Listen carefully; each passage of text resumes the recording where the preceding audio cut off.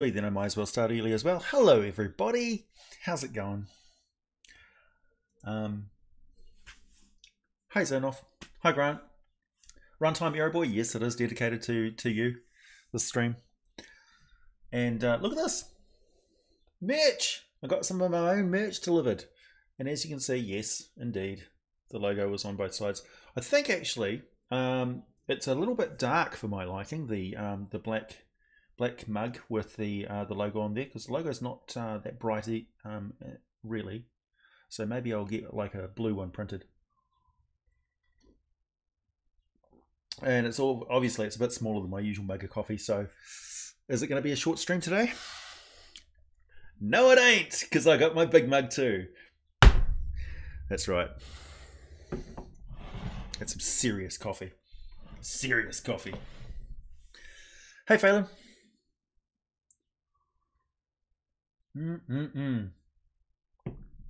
No fruit flies. That one's fruit fly free. Thank you. Yeah, so the stream topics today, pretty clear cut. Spelljammer, fine art of troll herding, which I will get into. Critical success, ecologies, demon series, playlists, artistic focus, and music or not music. Hola. Yeah, it's a big mug.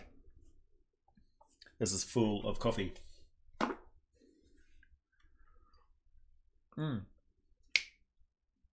Fuck, hot coffee. Woo. Yeah, get settled in everybody. This is going to be a long stream today. I even bought snacks. Now, sorry about the crinkling. This is New Zealand's version of Cheetos. We call them Twisties. And you're going to see why they are, in my own humble opinion, superior to Twisties. I'll also show you how to properly open a packet of chips for your gaming table. You don't open it at the end, you open it in the middle. Probably need some sort of a blade. Funny story about this blade actually. I made this for my birthday once. There's this place on the west coast of the South Island in New Zealand, and you basically get a bit of spring steel from like a suspension thingy in an old car, and forge the blade itself. So you basically just heat it up and cut it to the right size, and then shape it, and riveted all the brass bits and that sort of stuff. And this wood here is, first of all, it was a teak that was in swamps. So we have like these peat bogs and stuff. So the wood in there is very, very old. And then it was taken out and it was built into like I think it was like a sanitarium or something like that. And then they tore it down and this guy got some of the timber. So the wood in this is 10,000 years old, which is pretty cool. But this is like my fish filleting knife. So you open up the bag from the middle like this, and then it's a bowl that you just put in the middle of the table. So Twisties, as you can see, are like Cheetos. They're a bit more twisty. They're a bit bigger, and if you can see, hopefully this will focus if I get in real close, it is just loaded with flavor, with cheesy flavor. Delicious. Haven't had any breakfast yet, so no, not Kauri. Kauri's good. It's not a very attractive wood, if you ask me. But the interesting thing about Kauri is that, first of all, it lives for a very, very long time. We've got Kauris in New Zealand that are older than Jesus, like literally older than Christianity, and still alive. And the Kauri timber doesn't rot in salt water. So it's very good for ship timber. Nice to see you.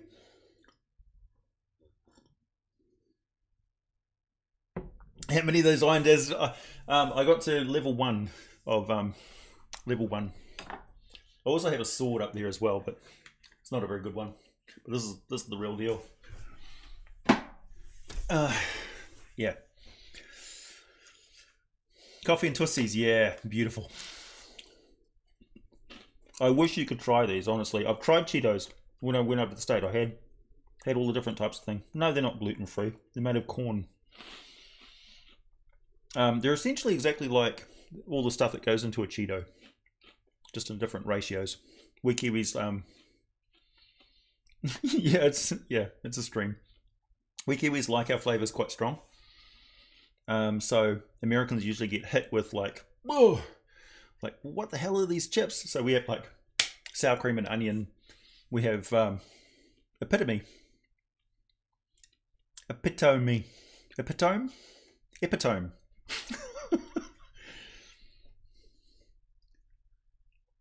Yeah, right. Yeah, the breakfast of champions in New Zealand is a steak and cheese pie. We have incredible pies in New Zealand. I don't have any wrappers or anything here. Corn's gluten-free? Well, this isn't gluten-free, I'm pretty sure. I got no problem with gluten, so I don't care. Let's see, what does it say? Made in New Zealand.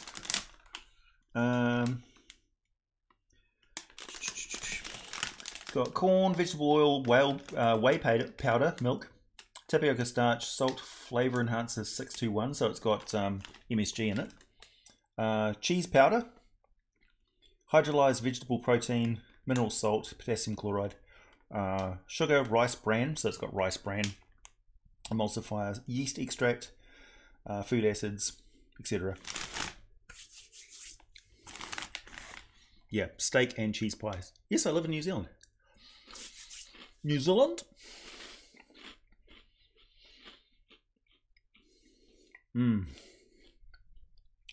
I love twisties. I really do.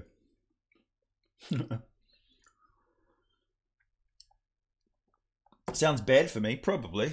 You're only going to live once. See, on the one hand, I might have an unhealthy diet and I don't do any exercise whatsoever, really. But on the other hand, I have good ancestry. What can I say? Thanks, Norway.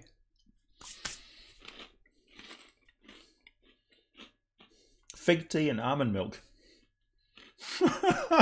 We are barbaric. What can I say? Do I have a favourite demon to run? Yeah, I do. Imps. Oh, that's a devil. Hang on. Demons.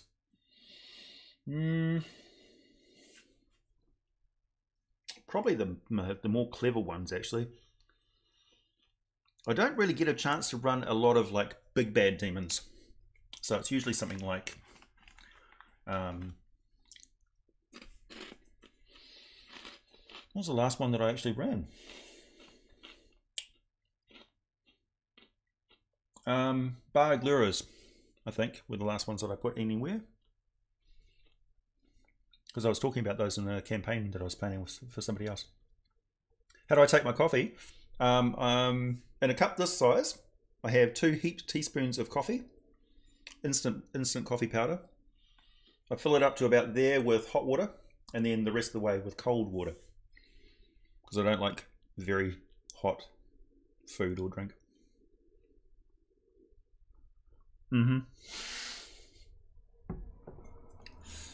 That's true. Actually, I haven't eaten any like proper steak. I went out to a restaurant and had some just incredible. It was a $50 steak. It's fucking amazing. You got to do that at least once in your life. Go out and buy some really expensive steak at a restaurant that knows how to do it. Why imps? I really like imps because they're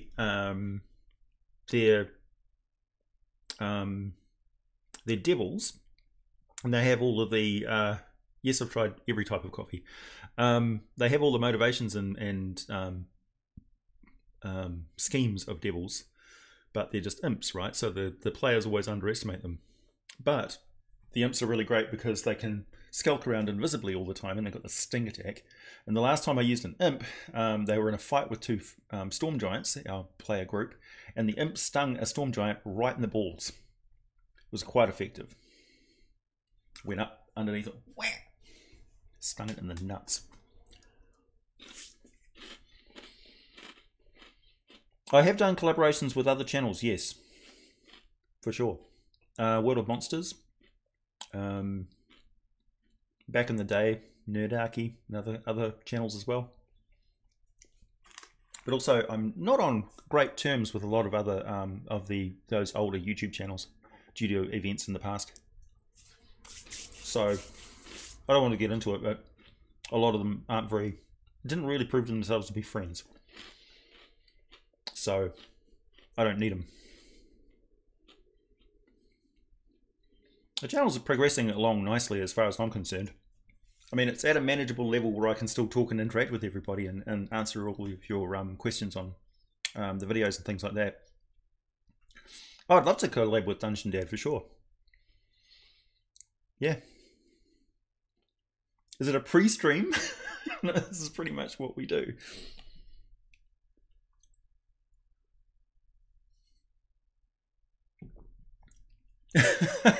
Reading the ingredients. Hydrolyzed vegetable oil.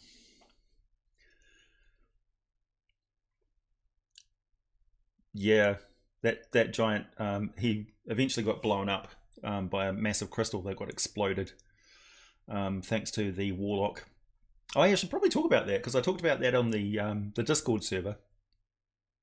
So the Warlock he's a fallen Asmar who's playing an old god's Warlock, an Eldritch god's Warlock. And yeah, Cthulhu is in the Mariana Trench, it's true. Ex-Poison! Hey, Dre. Matt Colville, he's too big for me, man. Thoughts on Nerdarchy? They do great work. They don't need me and I don't need them. If Nerdarchy and Dawnforge Cast and those guys are your jam, then absolutely. Fantastic. They're not stepping on my toes, I'm not stepping on their toes. I'm more likely to collab with like Jordan the PH is Silent or Faerun History, the sort of lore channels, right? WebDM, I'd love to have a chat with those guys because they're right up my alley. Hello, listen to the DM.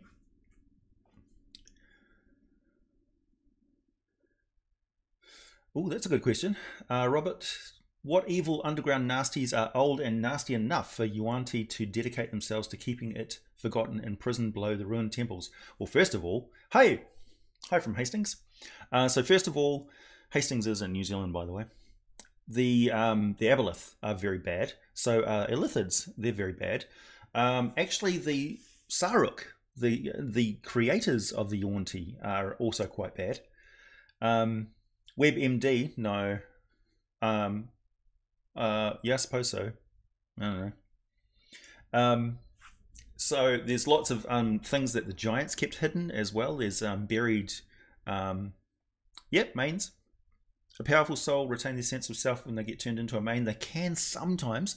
In Mordenkainen's Tome of Foes, it talks about amulets, that the demons keep some of their power in the amulet just for that very reason. If they get busted back if they get killed in the mortal world, they lose a lot of their demonic power because their power is chaos stuff. No, I don't play chess online. In fact, I've got a funny story about that. I always lose at chess. I don't know why. I just do. Pathological. What can I say? So the giants kept a lot of primordials and abominations and all that sort of stuff locked away in the deep Underdark. And the Yuan-Ti kept a lot of that stuff locked away as well. The Yuan-Ti live for a very long time. Some of them live for thousands of years. Oh, I'd love to collab with say Bradshaw and Puffin Forest. Those guys are great. Yeah, it's true, Gio. There's a lot of early content. People don't know how much content there actually is on Patreon that they're not seeing yet. That is printed out. I used a website called Raster Beta, and essentially you take an image and it expands it for you so you can print it out in a large format using a regular printer. Yeah. The Elven race is quite young in comparison. The Drow are about 10,000 years old. 14,000 at a stretch. I think it's about 10,000 that have been underground. I will be talking about that in an upcoming video. Those of you who are patrons know about this because of the Underdark ecology video that I did. but it talks about phase rest energy, and it talks about the origin of the Drow and exactly how old those cultures are, and when the dwarves first arrived on the continent of Faerun. So that information is upcoming. It's $1 a month, man. $1 a month, and you get all the benefits. All you got to do is pledge $1 for one video. You can even pledge $1 and no reward or something, and it unlocks all the content, I think. Yeah, exactly. I mean, you can always pledge $1 for a video and then set your limit as $1 for the month, and that will get you all of the rewards of Patreon. And then if you feel like it's worth it, you can up it to like $1 per video later on, when whatever you're able to do. I mean, I'm just happy for anybody to support me. A half only, really? Sorry, mispronunciation day. On I. Playing an on I. I prefer the Faerun Underground Drow. I haven't played a lot of Eberron. I played it like briefly, like 1 or 2 sessions, and we were in the city of Shan, so I didn't really get to see any of their Talentia planes, or any of the Dino Riders, or that sort of stuff.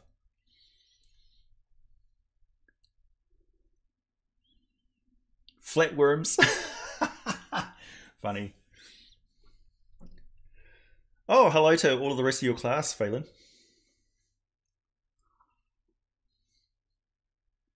What's more educational, really?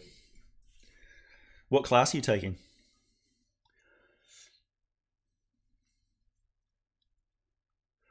Do you say clerics or priests, thieves, or rogues? I like cleric and thief because I play first edition. Oh, I say rogues and clerics. Priests are different from clerics as far as I'm concerned, and you can be a rogue and not a thief. So there's somewhat nuanced and different. For instance, you could be a swashbuckler, which is technically a rogue, but they're not a thief. And a priest doesn't have to have divine powers. That could be like a lay priest, kind of like a hedge wizard.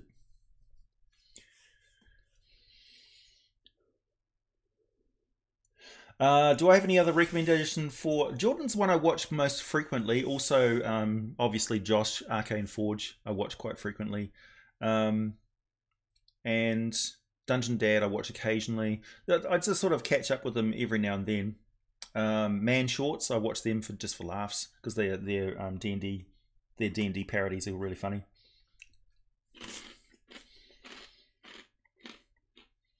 How much do I think goblins could accomplish if they were less evil? I think hobgoblins and goblins and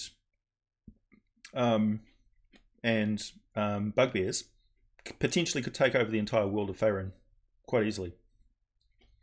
Toril. Funny how Jordan on PH is silent. Jordan says Toril, and I say Toril.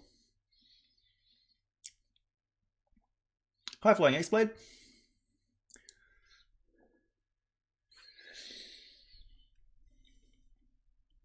Hedge Wizard. A Hedge Wizard is a wizard that's just learned a few cantrips.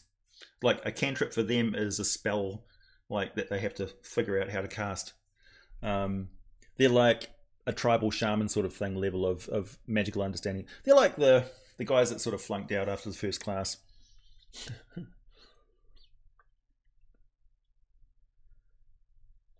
Would playing as a Furbolg Werebear be broken, or what are your thoughts on character allergies? You can certainly play a Furbolg Werebear, for sure. Your allergies, that's basically just like background info for your character. Allergies don't really... like if it was something severe, that would be a roleplay option. I don't know if you'd put it into the rules. You could probably handle it with like a level of exhaustion if you got an allergic reaction to something. Do I have any personal rules for firearms? I don't own any. Well, you're talking about in the game. We have had firearms in the game, but they're generally not seen as very valuable or useful by people from Dungeons and Dragons, because they have access to magic wands and things. They know how useful magic wands are. It's easier to recharge a magic wand than it is to reload bullets in a D&D world, because nobody produces bullets. Yep, you can TPK with LBS for sure. Hello, Dreknath. What else was I talking about today? Oh yeah, trolls, herding trolls. So I had my first legit, those of you who follow me on the Facebook page for the Mighty Glue Stick know that I had my first legit bit of vitriolic hate email, because this person was having a big rant at somebody on the Hags video about the Roman Catholic Church being like full of homosexuals and pedophiles and blah blah blah blah blah blah and all this just bullshit, right? Just going off at somebody. Big long rant at somebody, and then I sort of saw that he started to rant at other people on other posts. And this seems to be, whenever I post any sort of disclaimer at the start of the video, I'm just going to stop doing that because it attracts trolls like flies to shit, honestly. And so this guy, I just blocked him off the channel because he was attacking other people, and I can't tolerate that. You can attack me all you want, I can handle it, but don't attack other people. Play nice, you know. So I blocked him on the channel, and he emailed me, calling me a, what do you call me, a shit stain? And those of you who want to see the full text of that, it's on the Facebook Mighty Glue Stick Facebook page. I posted the entire thing. It's quite entertaining. Apparently he has wizard powers. If he's watching this, by all means, use your magical powers against me. Don't mess with the voodoo. And also, don't assume that I don't have magical powers, motherfucker.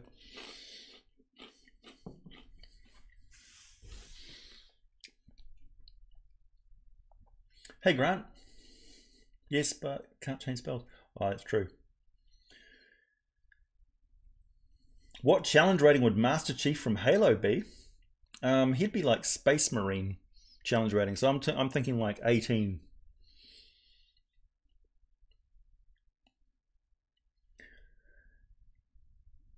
Guns don't kill people, magic missiles do. Magic missiles don't miss. Why are they called missiles? I don't know.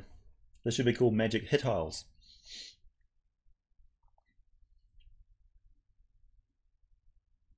Really? WebDM seems to be closing up their RP Focus series, which is a bit of a rerun of other stuff, though very good. Maybe a collab on how to run planner NPCs along with lore and context. Really? Interesting. Hey, Robert.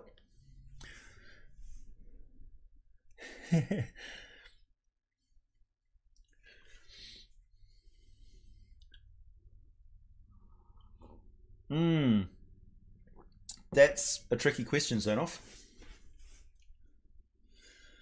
23k video. Oh yeah, almost 24 actually. It's amazing how close. If you look at Jordan, PH is Silent, his channel is neck and neck with mine for subscribers. It always has been. It's really funny. What playable races do you think would line up with the following countries or groups? Britain, France, Russia, Mediterranean countries, and the Nordic countries. Well, if actually in the Forgotten Realms, all of those different nations are sort of represented by bits on the map. If you do some research into the languages that are spoken on the Forgotten Realms, which is just a Wikipedia search away, that will tell you exactly where those different places are. So the old empires, where the Milan people and stuff come from, they speak the Nordic sounding languages. France and Italian is the Western Heartlands, Cormier, the Sword Coast, those sort of places. That's what common language sounds like. Hey, I like the pizza pie. They sound like, you know, like a mixture of French and Italian. Very refined, whatever. Britain and stuff, I'm not entirely sure. Probably more northern and stuff. Yeah. Yeah.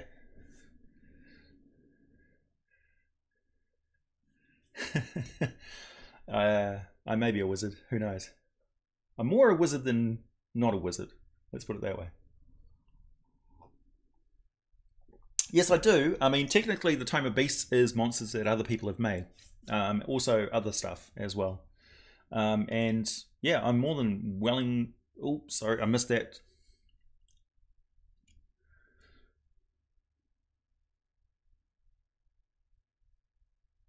Yeah, minus 10,000. Well, it's minus 10,000 plus the current Dale reckoning, so it's about 12. It's about 11,400 years, 11,491, technically. Tribbles. Hey AJ, just want to tell you you're one of the most consistently awesome D&D YouTubers. Oh, thank you. I feel uncomfortable reading that out loud. Thanks, Logan.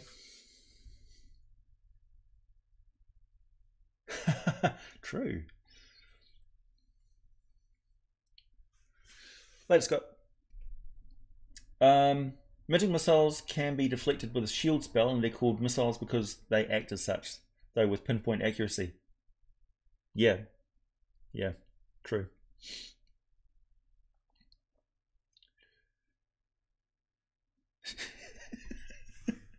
But what if the Tribbles ate Captain Kirk? That would have been funny if he was like, you know, bitten.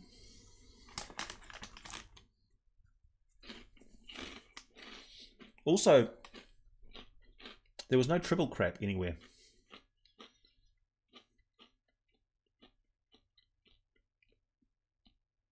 Ah, okay. Yeah, I noticed that they did a class series and things, and people have really been on to me about, you know, when are you going to make more character class videos?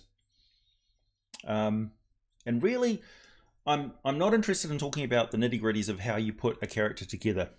That's entirely up to you, and I recommend that you homebrew your games as much as possible. What I'm interested in talking about is what is it like to be a sorcerer? What is it like to be a druid? In the D&D world, how do you interact with wizard academies, druid circles, bard colleges? What do they do? Where do these people come from? How come this training is available to people? You know, they cracked triples. It's true. Oh yeah.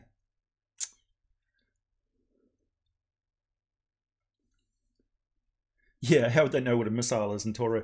Well, there's older empires in Toril. So who knows? The Netherese may have had guided missiles or some sort. You found the Ring of Winter? Nice.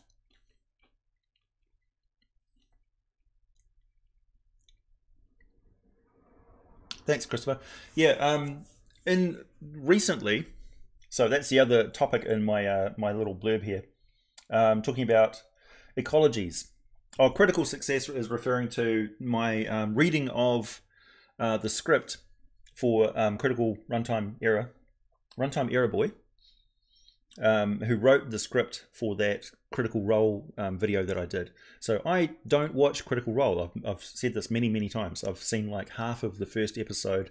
I've seen a bit of the highlights of various other episodes that are featured on other people's channels. But I'm just not a Critical Role watcher. It's not that I don't like it. It's just that I don't have the time to watch everything, and I've been watching Acquisitions Incorporated since they began in their podcasts. So I'm invested in that series more than I am in anything else.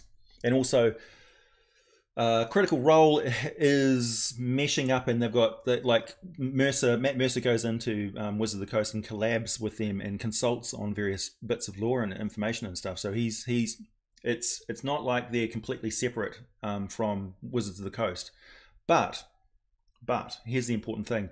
At the same time that they announced that they will be producing some Spelljammer stuff, in the last fireside chat, that the head cheeses, the guys who decide the engine of which way the whole game itself is going to be developed, they said very clearly that they're not going to produce any brand new worlds for 5th edition, not for a long time yet, because there's so much information which has been barely covered that they want to refresh and revitalize and bring to the new audience that the game has got, which I'm fully in favor of.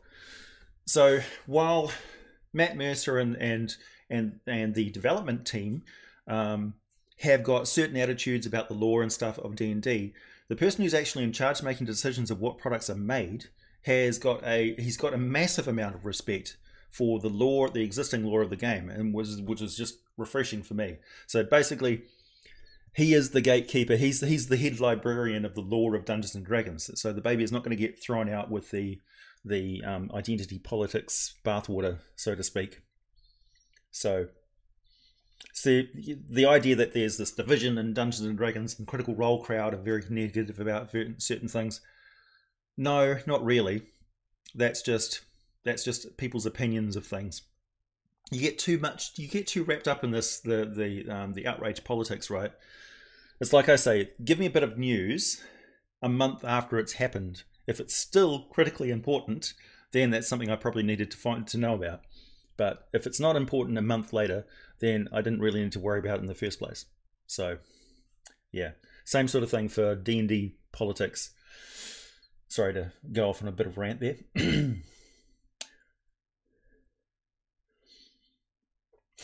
Rust monsters, rust viruses, yeah.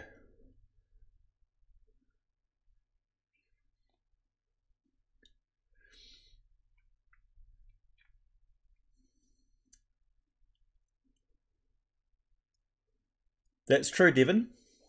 Man, you're really like going for the. I was just joking. Finding Critical Role and you, AJ, they're the reasons why I get back to the Hobbity. Thanks for being out there in the same place. Yeah, so the Critical Role video was successful enough. I mean, it had enough views for me to carry on doing that as a series. If it had like 800 views, I'd be like, okay, nobody wants to watch it. But it's got like 4,000-5,000 video views, so that's good. That's good enough. And I apologize publicly for my mispronunciation of stuff. I'm going to do better. But I was basically just reading off a script. So,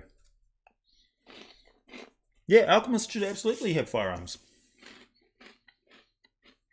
Those are the only real people that make sense to have firearms. Oh, the spell plague was awful, wasn't it? Yes, I did. I liked the fact that when I read Runtime Era Boy's script, I was like, oh, that sounds like me. That's exactly what my scripts look like, because he's got access to my scripts on the Patreon, so he knows what my writing style basically is. And it was good. It was a bit quick. So normally my scripts will run from 4 to 6 pages. That one was like 3 pages long, and I had to sort of pad it out at the end with additional info which hadn't really been codified into. So it was a bit of a stall there when I was going from the original bit of the script to the more focusing on that character bit of the script. Isn't the Spelljammer chat a red herring for the undersea campaign off the coast of Waterdeep? No, I hope not.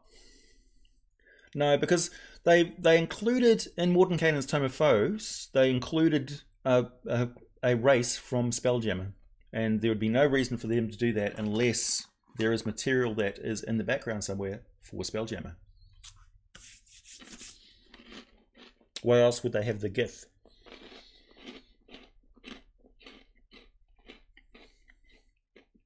No worries, Gad.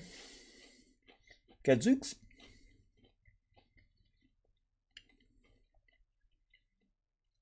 Yeah, for instance, you could make an alchemical bomb. You could make a bomb that lets off a spell effect as well as an explosion.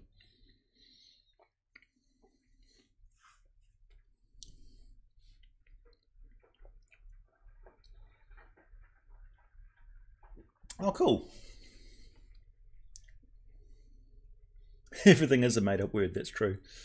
I like to pay, I'd like to pay respects because I know what it feels like to be listening to something and then somebody says like dro instead of drow, and it irks me.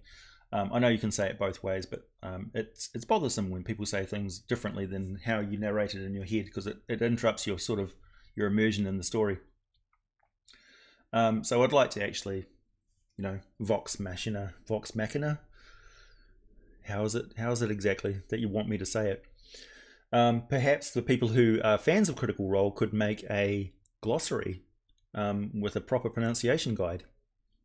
Those are very helpful. Yeah, exactly. A glass globe full of rock garbs would be the worst.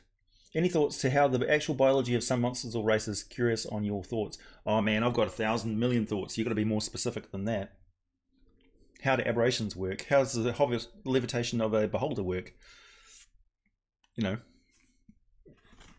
How do floating earth motes work? Mm.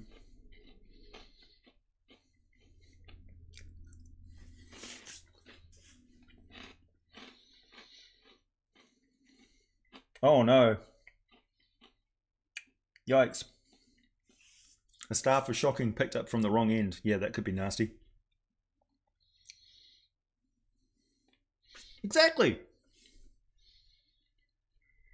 Yep. Because the Gith, so the Gith are the big hippo guys, and the Gith are the Githzerai and the Githyanki are very much tied into Outer Planar Adventures and Spelljammer, for sure. Also, the Mind Flayers and the Beholders are active participants in the Travels, and the Nyogi, which I did a video on.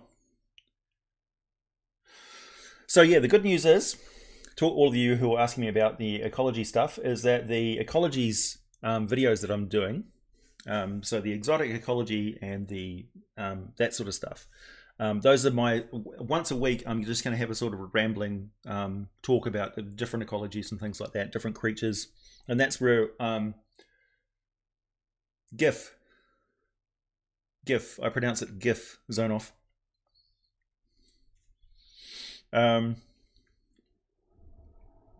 The different ecologies of creatures and things like that, how do like lions and tigers work in D&D, how do farmers manage to farm, how do ranchers manage to raise animals and things like that. I'll be talking about that sort of stuff in those ecology videos. So instead of having it like a whole video on just like what do farmers do in Forgotten Realms, I'll be talking about it as in a fantasy world environment. So I'll be talking about specifically Forgotten Realms, Athos, all that sort of stuff. Like, what do people in Athos farm and eat, for instance? You know, Gajif. It's a Gajif.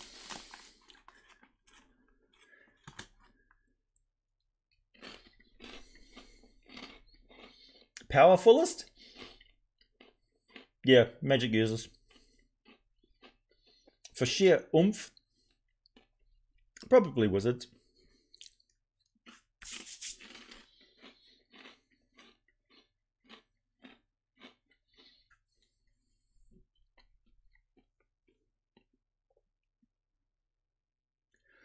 How many crystal dragons does it take to beat up Cloud Dragon?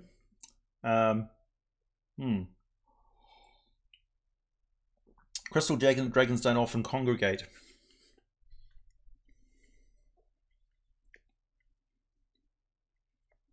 Linguistic necromancy. Linguistic?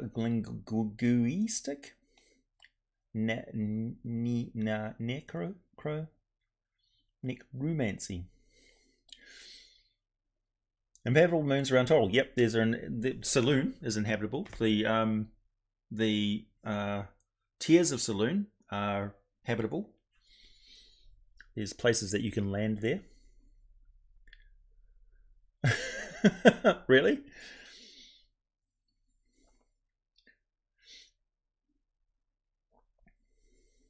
You pronounce GIF Hefe. Nice.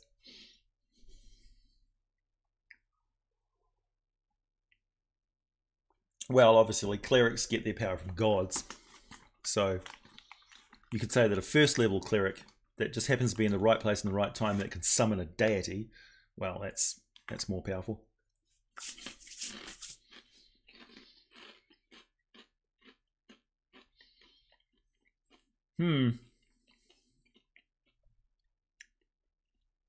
True. Yep, they have access to the entire spell list and don't need a spell book. That's true. Sorcerers also don't need a spell book. Warlocks don't need a spell book. Unless they're empowered with like a Book of Shadows type thing.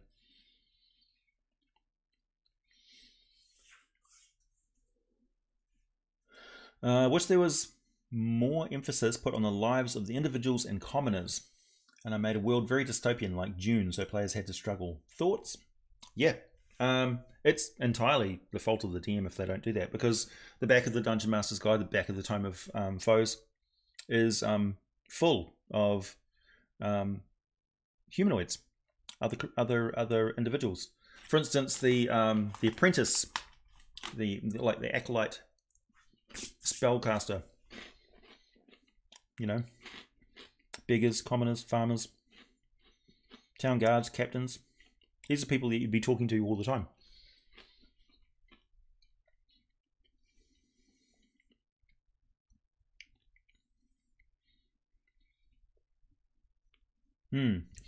Other things to talk about. So yeah, I'm going to be doing at least one of those ecology videos every week. I'm going to be doing a demon series video every week.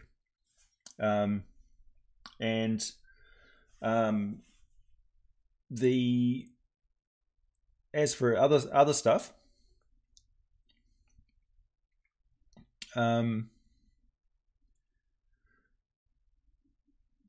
D&D Psionics. Oh, good point. I didn't realize that he was working on Psionics still. He's taking a long time to get his shit together, really.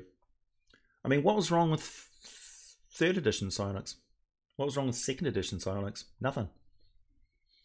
I like the idea that any intelligent humanoid has got the potential for psionics, as if their race does.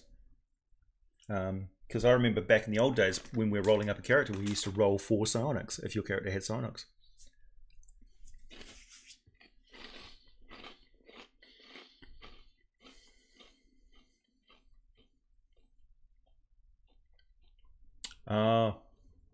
Right. Well, there's no peace in the stars. There are nice places to go, I suppose.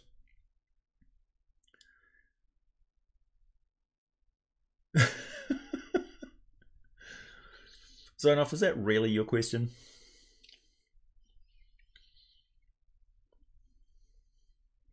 A Dragonborn Ranger who can ride a Triceratops? Yeah, man. Actually, friend of mine from Facebook, Anthony, is he's working on a Wild West dinosaurs D&D spin-off, which looks really good. So the fine art of troll herding. You may notice on the comments and things like that, where how I deal with negative comments, negative reviews, people who are just like ranting at me and stuff. Most of the time, particularly these days, there's different types of trolls, right? And I know the common accepted saying is don't feed the trolls, don't interact with trolls. Well, that's true for people who are genuinely aggressive assholes, right? Real dicks. Or people who just like have sociopathic tendencies, who are just coming at you to attack somebody. Or because they just, they assume that they're anonymous and you're not watching or something, and they just want to go rah. Then you have people who just don't know how to interact with somebody non-aggressively, because that's not how they were taught to speak to people on the internet. And really, they just want to have a conversation, but they feel like they need to come at you with a really strong opinion just to get a response from you. And they're not used to having somebody just go, uh-huh, right, yep, true, I see your point. And then you ask them questions about their game and their experience and things like that, and you get into a dialogue. And these people who start off as trolls turn into people who really enjoy the content in the channel and start interacting with the community. So what I'm trying to say is, most of the time, I don't need anybody leaping to my defense. I can handle it, really. Thanks, Chase. So yeah, the Demon series is going to continue. The Ecology series is going to continue. I need to expand my playlist.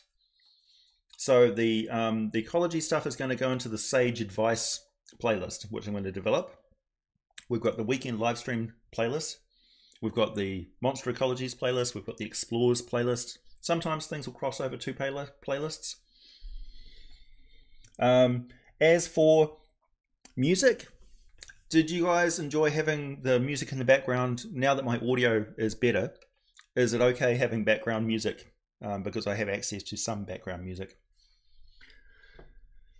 Question, not confrontation. Yeah.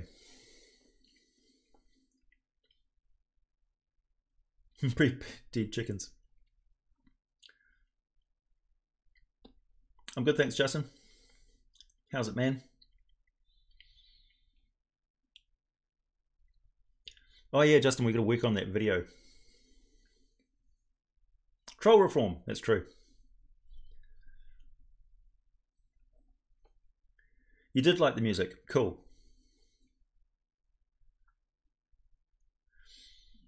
Because in the old days, when I first started making the videos, obviously my audio was awful. And I wish YouTube, what's it? If I mention Creator Insider, Creator Insider, is that it? Insider, YouTube Insider. They have a channel where they talk, like YouTube actually talks to the creators and stuff. And I do watch those episodes just to see what's developing and stuff, because they're working on like a studio beta and all that sort of stuff. They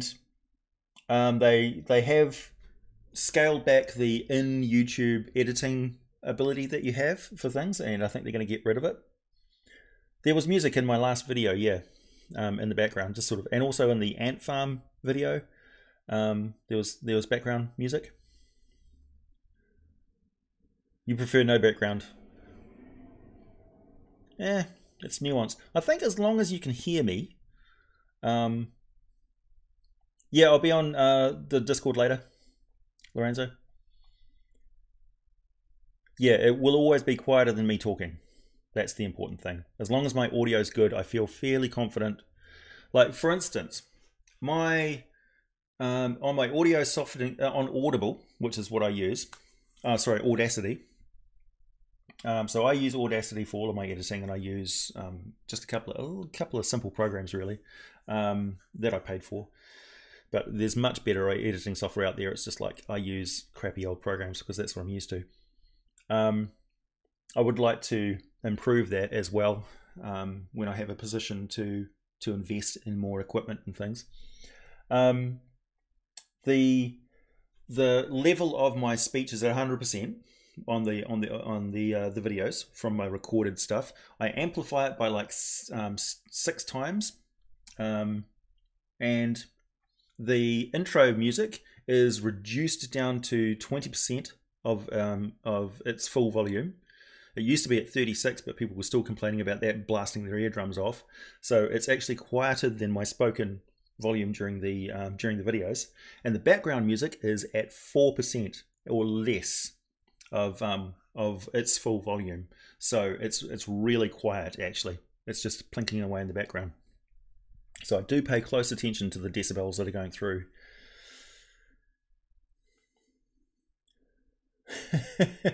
Yeah, beta's not that great. The studio beta is improving, but it doesn't have all of the options. At the moment, it's completely optional. I do look in there and have a look at it. But what I wanted them to include was some means of going back into my old videos and increasing the volume of my spoken stuff. But you can't. That's the only thing that they don't have, is you can't increase the volume of your videos, your old videos. So I have to. The only way I've found of doing that is to record the videos and then edit the sound in my sound editing, and then re-upload the thing onto BitChute, which takes an enormous amount of time, and I can't go back through all the old videos and do that. It's just too labor intensive. So yeah. Yeah, I'm aware of that, Robert. For sure. But I'm fairly confident that my mic volume is pretty good now. Like you can really hear what I'm saying. It's like I'm standing right next to you. So if you can't discern the difference between somebody whose voice is right next to your ear and then like some background music in the back, then it's like I can't cater to that level of disability, really. And I like the sound of my videos with the music in the background because it fits the mood of what I'm talking about. Yeah, I often do my recording when nobody's up or around. So at the moment, my what do you call it over in the States? My roommate, the person who rents a room in my house, is at work. So I've got the place to myself. Oh, really? That's interesting, Martin.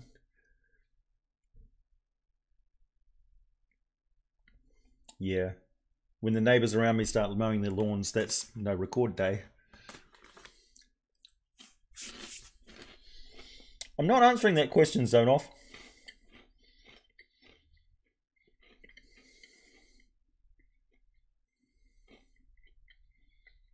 Yeah. Dagon is very, very powerful. Hey, Trevor. Yep. In the earlier... that one went down the wrong way, sorry. In the earlier edition of the game, dragons were not uniform. You didn't have red dragons and green dragons and blue dragons.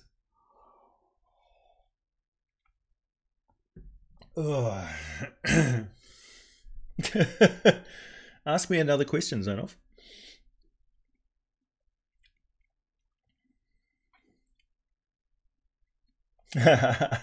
I would definitely hang out at the Yawning Portal.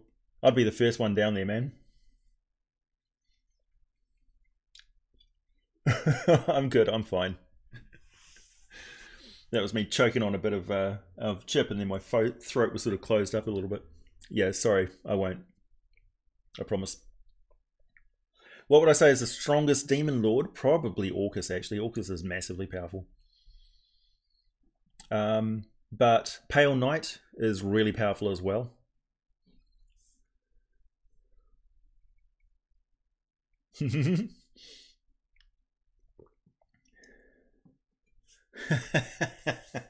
Nice. I do look a tiny bit like him, I suppose. I also look a little bit like Mordenkainen. On to the big one.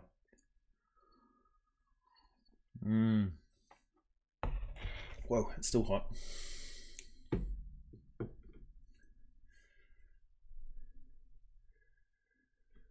Well, we do have shout out to Demogorgon. We do have the half dragon. I mean, I see no problem with including elements from, like, 5th edition includes so many elements from earlier games that it's kind of ridiculous. It's kind of disingenuous to say that you can't mix stuff from old editions in my videos. I had somebody who's saying, like, stick to 5th edition lore, don't delve into other stuff, and don't speculate on anything. It's like, I'll speculate on whatever the hell I want. Hey, sweet girl. And like, it's perfectly fine to include templates. It's perfectly fine to include additional feats and things like that, or minor feats if you want to. Swap them out for something else. It's perfectly fine to have minion monsters if you want to run encounters that way. You know, if it works, it's your game, it's your table. What you do at your table doesn't influence anybody else's game. As long as it's okay with your players and you're explaining what's going on, then try out different things for sure. Everybody homebrews their game, to some extent. Yeah, we're going to be here we're here for the long haul. This is a lot of coffee. It's true, Devon, it is. It's very similar to 2nd edition AD&D. In many ways. It's feel, it's vibe sort of thing. It's got stuff covered. It's better written, honestly. It's easier to find stuff. Yep. And it's easy to port creatures in from 2nd edition and 3.5 edition. Essentially, you gotta dumb things down. You gotta tone things down from 3.5 edition because the power creep was formidable. But 2nd edition, you can basically port them straight in. Honestly. Give them a bit more hit points. Yep, this is the big boy. This is the Juggernaut. It's the Juggernaut, bitch. What if an Illithid Nautilus touchdown? Probably be very quickly taken over by interested parties.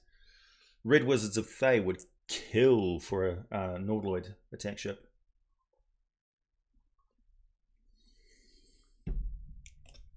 Exactly. That's what I'm here for.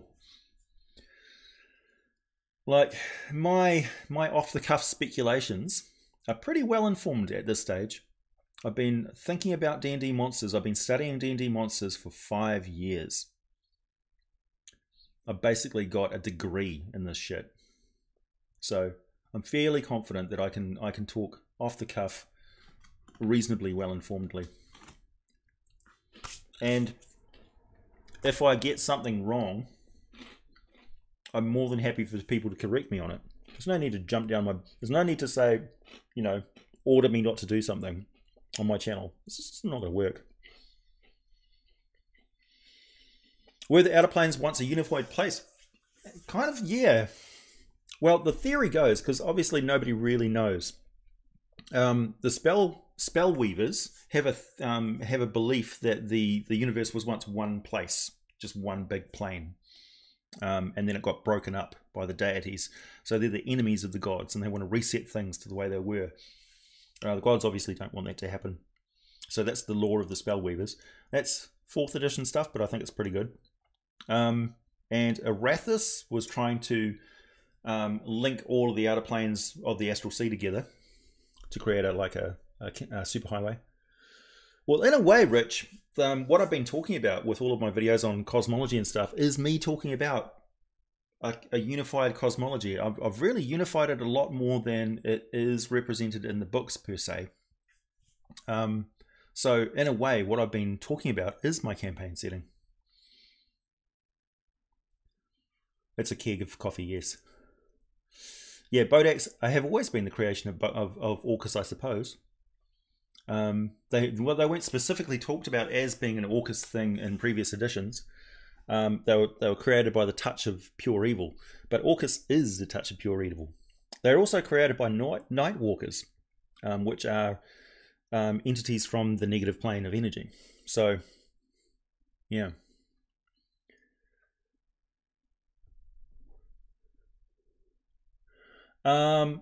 You can take out that central eye. The central eye is very, very tough on a beholder.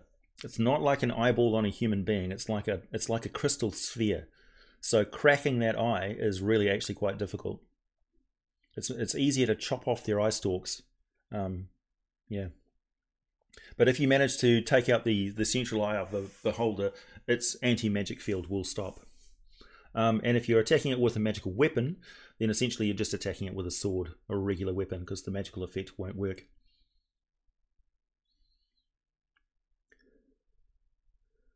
The internal organs of monsters. Well, I could. I don't think it'll be that interesting to people. I could talk about it in passing, I suppose. Yeah, you can overdose on healing potions for sure. I mean, you can drown in water if you drink enough of it.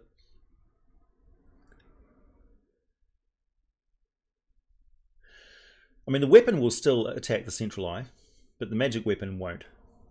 I mean, it won't have any additional magical effect.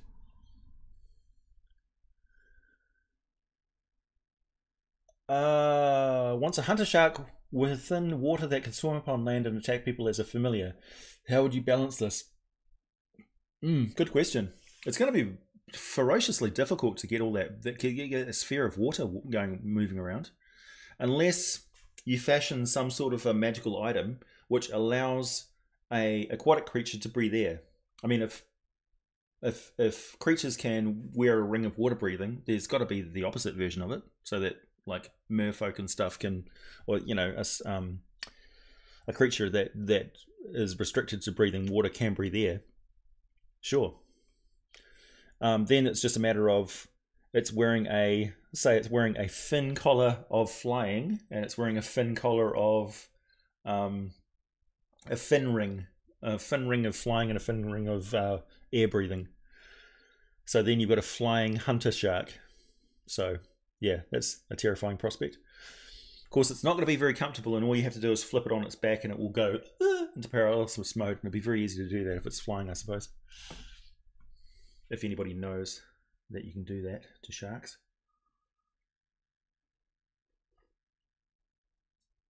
Furbolgs are actually a lot more interesting if you learn about the history of furbolgs. That they've got a lot of giant hunting ancestry. Where do sentient molds come from, and how do they migrate? They migrate underground. Molds are more interesting because they can be transported on other creatures and equipment, essentially. Yeah.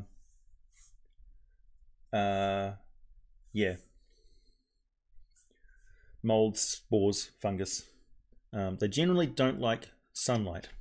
So you can have them in jungles underneath a really dense rainforest canopy.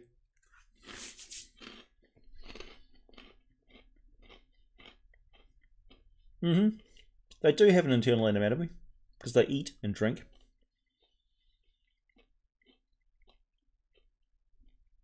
Yeah, I'm certainly in favour of wild magic effects if you drink too many different potions at the same time. I mean, potions have got to be some pretty potent stuff. They've got to be some pretty hairy effects going on, because you drink some like very weird things. Yes, absolutely. Zone off. I do think that there could be magical herbs that act like spinach from Popeye, for sure.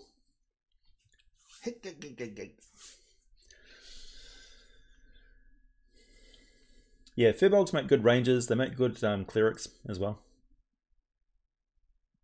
Rangers aren't underpowered, considering that they can have you can have a Beastmaster Ranger, things like that. Favoured weapon, 2-weapon fighting. It's funny how Rangers started out actually. It's like, I'm going to be a fighter that's got 2 weapons. Oh, we're going to call you a Ranger. What else can you do? Well, I don't like this thing. I really, really hate these specific things, and I've trained to fight them specifically. It's like, why? What do you mean, why? It's like, what caused your character to do that in their backstory? Why specifically do they hate all goblins? I thought I might be killing more goblins in this campaign. Insufficient background information. Please roll up a character that makes sense.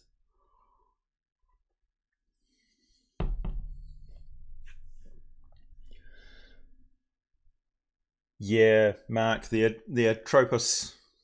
Atropals are really bad. They're horrible.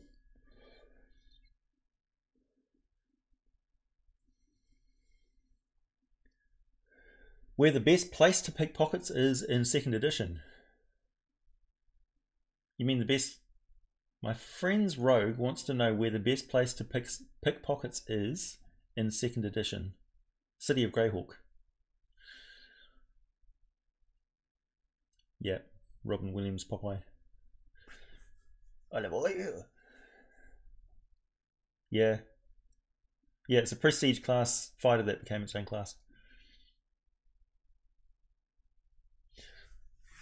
Yeah.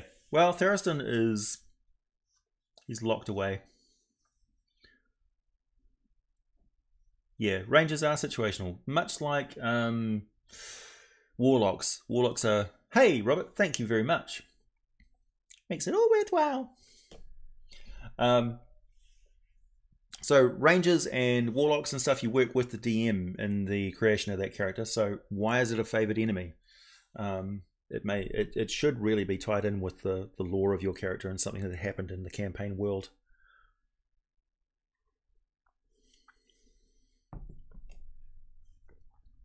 What do you think the weirdest language from D&D is, and why? Probably the language of like Koatoa and stuff like that, because it's like glurbles and garbles. Bullywugs, that sort of thing. Like the Aquan language. What does that sound like? Sound like dolphin? Whale? Half dwarf, half gargoyle? I don't know.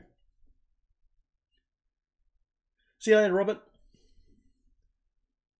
Sylvan is, yeah, well, deep speech it's sort of like underground sounds. Sylvan is sort of a Gaelic sounding language, I suppose.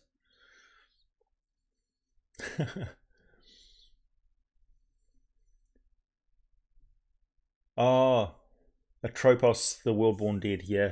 There's been quite a bit of interest in me covering that. I don't really, like, why? I mean, why do you need to know about a massive undead planet? It's full of undead things. It's a big undead planet. It's a massive primordial. It's very, very bad news. You don't want it getting anywhere near your planet. It's like Galactus. It's going to eat everything. Oh, that was an idea I had. in the wee hours of this morning when I was hunched over a bit of artwork. And I thought about the demon web pips and Lolth, because people have been asking me about Lolth, or Lolth, about doing a video on Lolth, her origin story and stuff.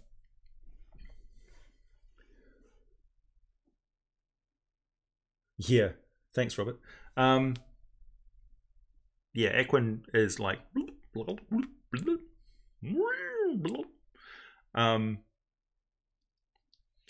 So my idea was, how does Lolth turn a layer of the abyss into more of the demon web pit? How does she turn a world? Let's say demons invade your world and they completely overrun it, and Faerun is no longer Faerun, it's a layer of the abyss. So it's a world that's been completely destroyed, all life has been destroyed, it's just awash with demons and stuff.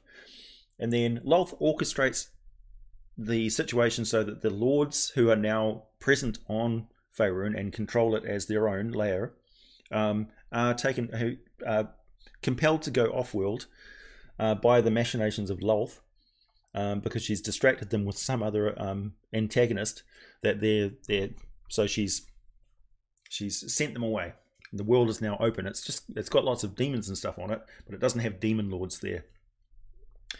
So then how does she turn it into more of the demon web pits? So she's expanding the demon web pit.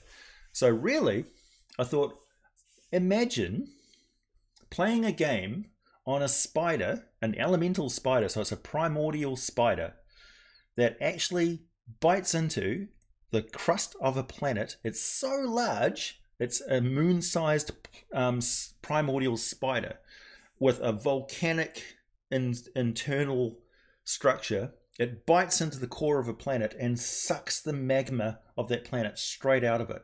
And this planet-sized thing is inhabited like a world with all of these, demon spider people who are all devoted, fanatical servants of Lolth who travel through planet space with this thing.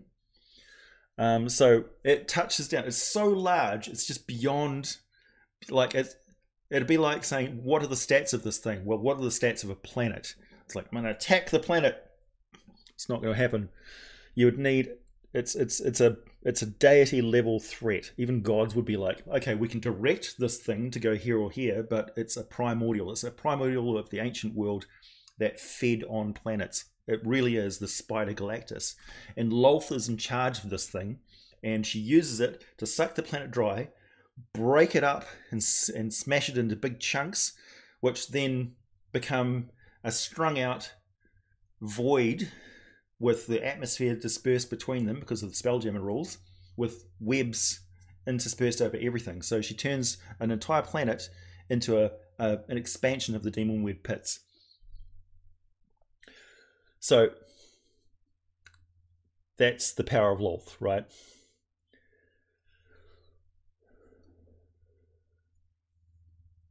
The planet's got an armor class of 9,000! Yeah, so when you ask me what my idea of an epic level campaign is, it's pretty epic, man. It's pretty cosmic level threats. It's like the entire planet could be ripped apart by Lolth's demon primordial.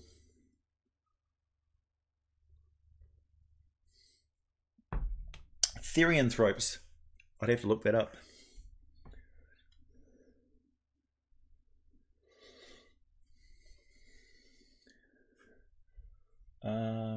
Hey AJ, could you recommend between Vector and Dagon which big baddie I should throw at a group of 5, currently level 5, will end at level 10ish?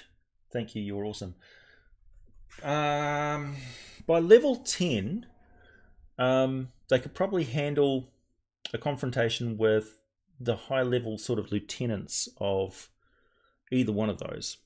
Vector's going to be more difficult unless they're kitted out to handle like the undead, serious undead, and also madness, because Vector will destroy their minds before he destroys their bodies. Dagon will probably be a fairly safe bet, unless you attract Dagon's actual direct attention, in which case you're dead meat.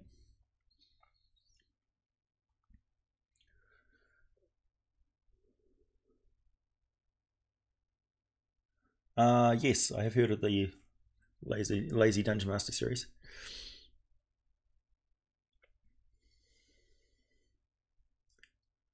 See you later, Grant. Thanks for tuning in, man. Yes, I am. The Lords of Ruin series is kind of it includes the demon lords. It also includes like devil lords and stuff as well, and primordials of a particular threat. So I'm going to be covering Baphomet and Deweyblix and all those guys. Yeah, I learned about Lolth years before I heard of Malconthet. I really only started paying attention to Malconthet because people asked me about it so much.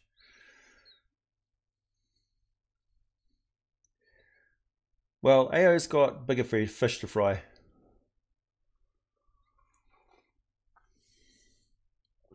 AO is dealing with a universe which has had something terribly wrong happen. No problems, Nilum. So something terrible has happened with the D&D universe. And Tharizdun was of the opinion that it should all be destroyed, ripped apart and start again. And all the other gods said, no, this is where we keep all our stuff. Because we're nothing without AO. AO gives us all of our power. And they were in the position that they could imprison Tharizdun in a separate universe. Oh no! It's okay, Carlos. I'm probably going to be going for a while. Oh, David Eddings is a bomb. The Belgariad, man, that's my jam. Like, somebody was asking me about the polymorph spell and like, why is the polymorph spell dangerous? It's such a high level spell. Surely you should be able to use it without any repercussions. I'm like, nah, man. Have you not read the Belgariad? You can actually polymorph into something and stay that way. If you stay in that form too long, you'll lose your ability to think as a human being or whatever race you were. So, yeah. Is D&D a dream universe, as in is AO part of some greater being's dreams? Could be, if you're of the opinion that it's a Cthulhu mythos cosmology. Then there is a mad god, which is an idiot god, which is dreaming the universe into existence. And if it wakes up at any point, the universe winks out of existence. It was all just a dream. So that's that idea. But no, I don't think. I think all you need to do is just say AO is the DM, and the thing that was telling AO, AO has we've got bosses and parents and people who tell us what to do in our lives, wife, whatever. So AO's got a boss too.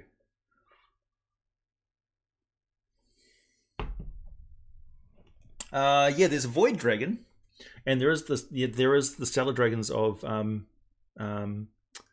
Spelljammer. So I got to do some more Spelljammer monsters, I suppose, if Spelljammer is going to be on the cards at some point. They didn't tell us. All they'd said was that Spelljammer was yes, there's going to be Spelljammer in the future. They didn't say anything else. They didn't give it any other details about what form Spelljammer was going to take in 5th edition. So it may just be a sidebar or a couple of pages in some other module, for all we know, some other source book. Or I doubt it's. I don't think they would produce a Spelljammer source book. It might be a combination of. It might even be stuff that they release on the DM's Guild, honestly, like a series of PDFs. And that would be fine. I mean, as long as it's official, because you could say, if you're playing like an Adventure League game or something like that, or you're creating Adventure League stuff for, like, there's nothing stopping us as fans of Spelljammer producing content on the DM's Guild, which coincides with other stuff that's current. So if you had a module which focused on the upcoming Undermountain book, for instance, and it's got a tie-in with Spelljammer somehow. And so Wizards of the Coast have stated that if you're producing a PDF that meshes with the current product that they're promoting for the brand, on the DMs Guild, they will promote that PDF on the front page of the DMs Guild because it's complementary to what they're producing. And the guy who is in charge of the direction of Dungeons and Dragons 5th edition is going has said that he would be more likely to promote a unique fan creation world than he would one that was produced in-house by Dungeons and Dragons themselves. So he'd be more likely to pay attention to somebody coming up with something really innovative and cool for Dungeons and Dragons that they publish it through the DMs Guild or something like that, and that will get their attention and say, wow, okay, that's really good, particularly if it was really popular. And Critical Role and its game world is a perfect example of that they are working with them, because that's the way the market works these days. First you create the audience and then you create the products. It's not around the other way anymore. First you create the audience and then you create the products. Perfect example of that is Matthew Colville. He has a huge audience. He decided to do a Kickstarter for a book and it broke every single record.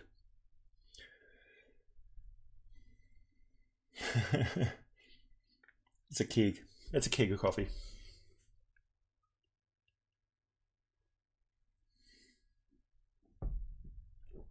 Oh, for sure.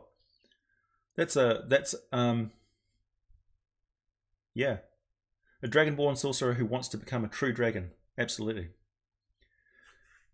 Do the planets that druids pray to have intelligence? If a plant is lawful instead of neutral, would we need to be lawful in order to be granted spells? No. So druids are neutral in that they're more interested in the concerns of things which aren't directing the drama, so to speak. They're more interested in preserving things, preserving the natural world, the natural balance, the natural order of things. So they have the fluidity of ethics, of morality, to act for or against anything that's going on based on their own criteria, their own worldview. And their own worldview is seen as neutral by others because it's neither good nor bad. It's neither for us or against us.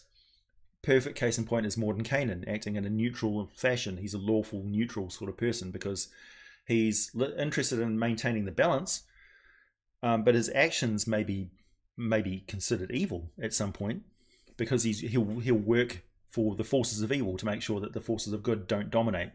Druids act in the same fashion. So it really depends on what the natural world is doing. The natural world's only interested in existing. It's as dominant as it's going to be.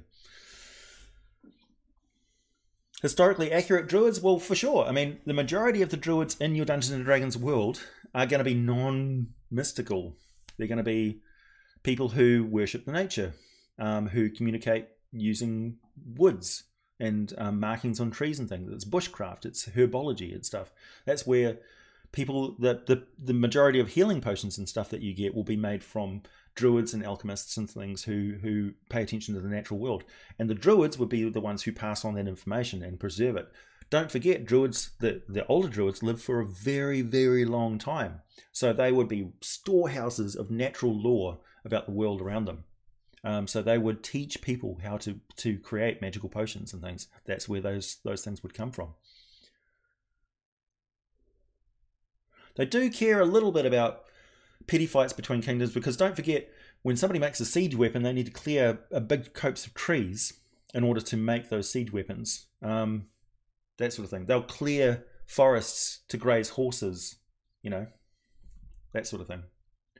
But you could say, why is there a lack of massive amounts of cleared farmland around settlements and things in the Dungeons and Dragons world?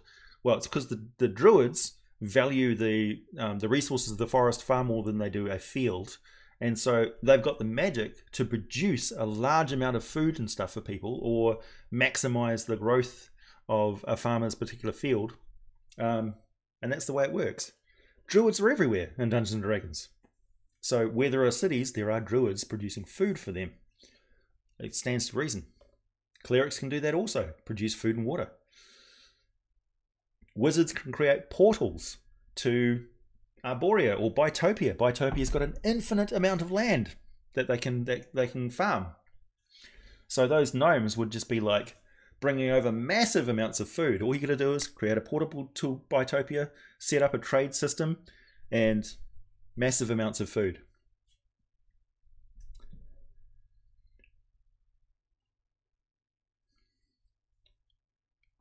Honestly, I can think of several different ways that somebody can produce food, which makes sieges an entirely different kettle of fish in Dungeons and Dragons as well. You can't starve somebody out of a castle. Not if they've got any means to magically produce food or teleport or anything. H-Ewan would win. I think H-Ewan's way bigger than the Spelljammer anyway.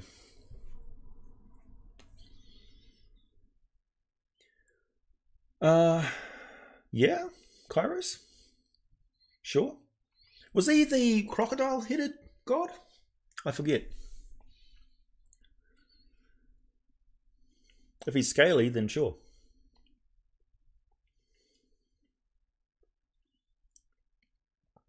Ah. How do you DM on a cell phone? Gnomes! Check for traps. At the moment, we're just talking about different character classes and ecologies and stuff. Yeah, it is. Well, it would be damn near impossible to starve out a castle. Probably the best bet would be to disease them or something. Which one is he, Kairos? Normally I would like Google it, but I can't really Google stuff while I'm doing this.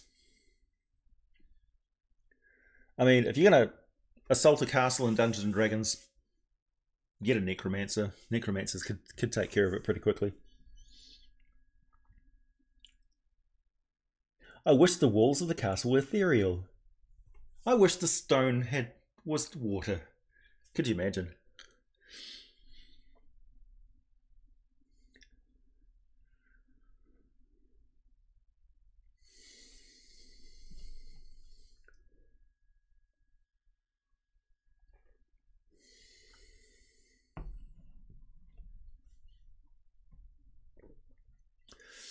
Yeah, man. I've got a maximum amount of coffee here. I'm going to keep going until I've answered everybody's questions.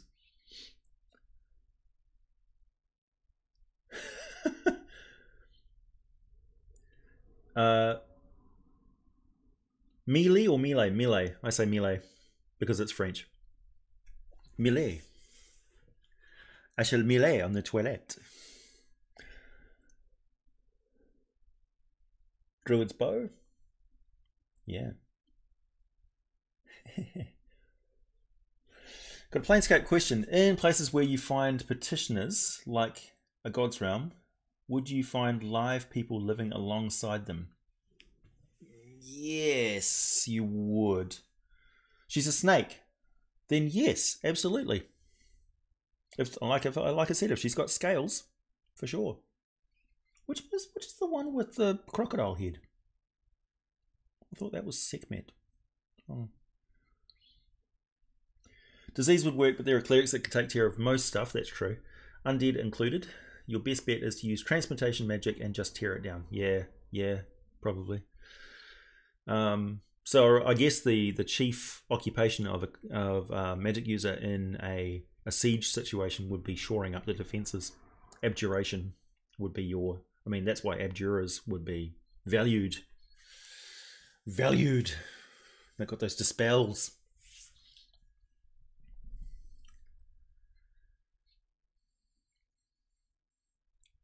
Melee.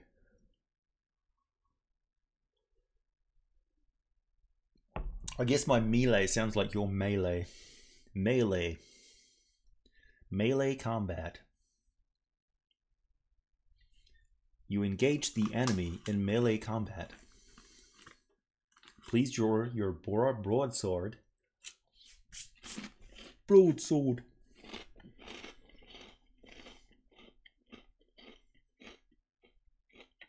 Thaco.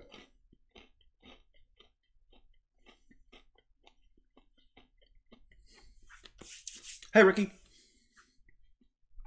Let's melee about melee. Melee. Sobek, thank you. Thank you.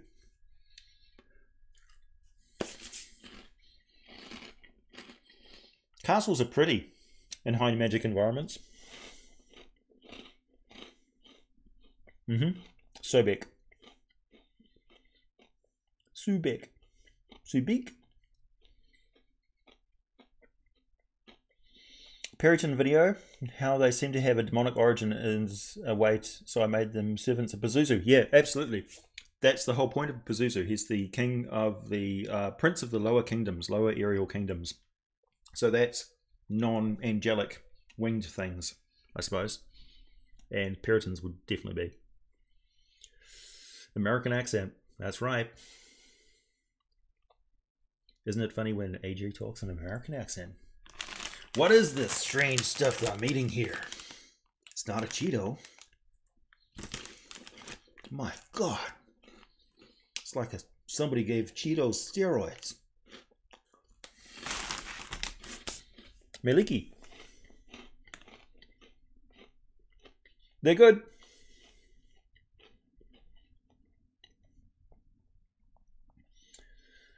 The bureaucracy of the Seven Heavens is quite different because there's free travel between the different heavens.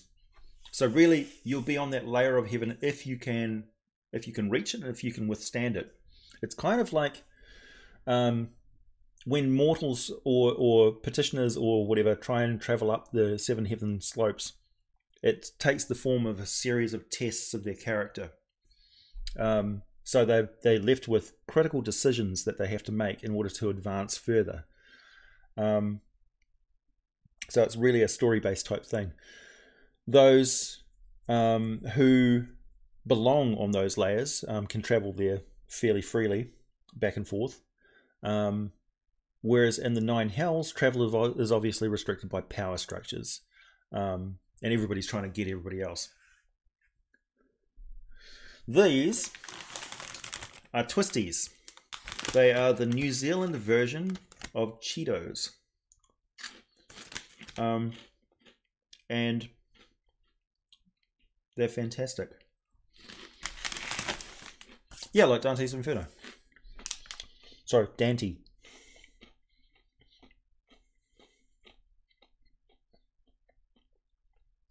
Yes, incubi is the plural of incubus.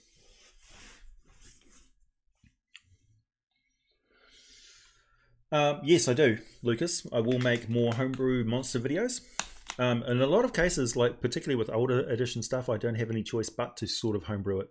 And also that big spider primordial that I was talking about just before you showed up, that would be a worthy of a homebrew. I mean, castles are useful against things that can just walk into a village and kill people. I mean, there'd be some uses outside of warfare. Castles are still useful against things like boulet and rust monsters and all that sort of stuff. You know, they're still useful for keeping out critters. I mean, people still make castles these days, and they don't have siege warfare anymore. It's because castles are kind of cool to live in.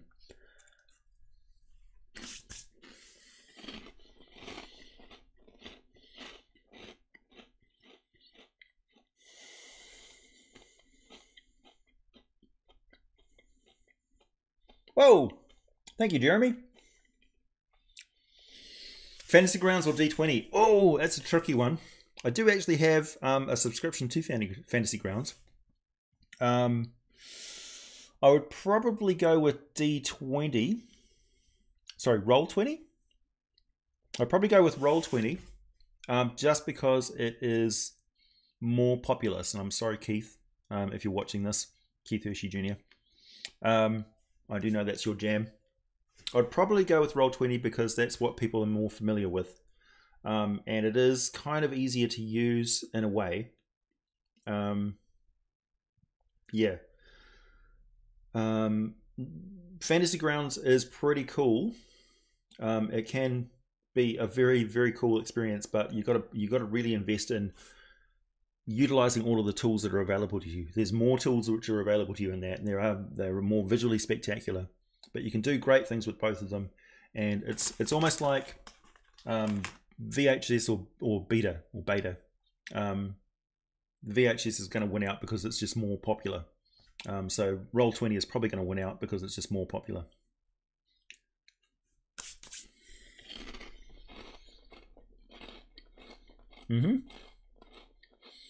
We don't have cassowary in New Zealand.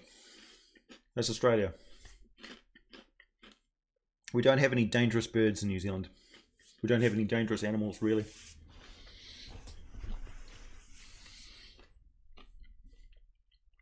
Ooh, that sounds nasty. Rust monster wyvern basilisk hybrid.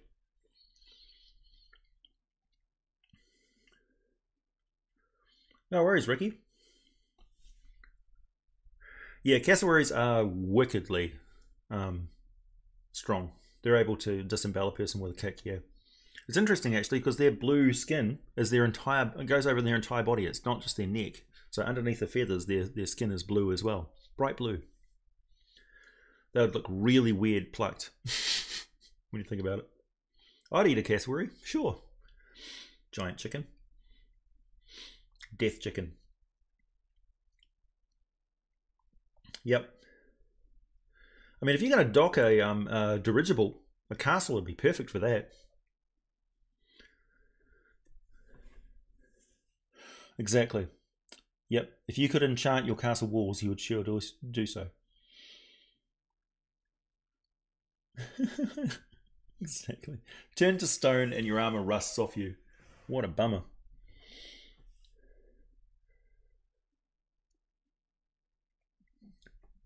Well, we've got various corn chips and stuff in New Zealand.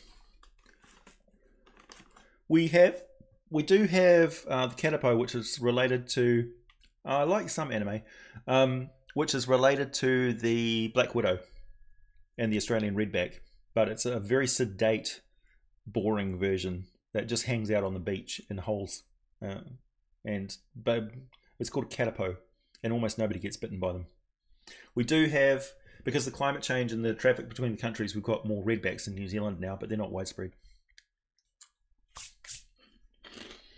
And that's about our only poisonous spider.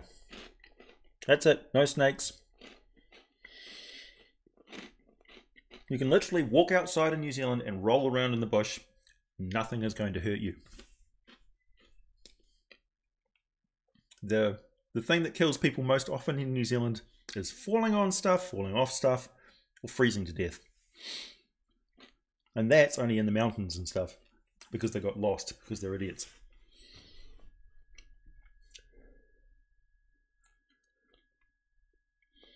Blue ring kraken? I mean, the blue, little blue octopus in Australia, those deadly, deadly things. Yeah, we don't have a lot of deadly stuff in New Zealand, honestly.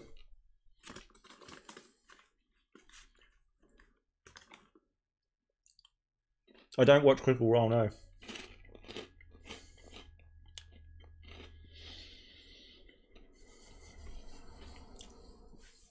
I probably will watch some of Critical Role now that I'm making some videos on it. Yeah. It's a great country. Honestly, the most dangerous thing in New Zealand is the people.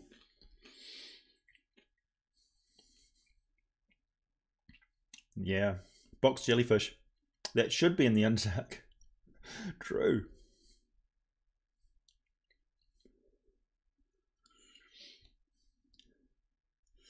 Yikes. Yeah, I've heard those brown recluses are no joke. The venom that necrotizes your flesh is the absolute worst. That's why I'd also hate to be bitten by a lizard. The ones that have got the necrotizing venom in their bite. What's my favorite video I've made so far? Tough question. I think probably my Demogorgon video was really, really awesome. Like, I knew I was going to get some flack for the really long intro on that one. It was like 8 minutes long. But it's just a well put together. Like, you don't find anything like that. I was watching a video on it was Jordan Peterson talking to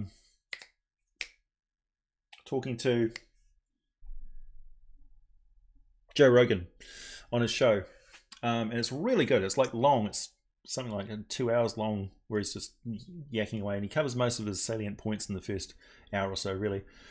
And he was talking about, right at the start of that, he was talking about yeah, they're not funny at all.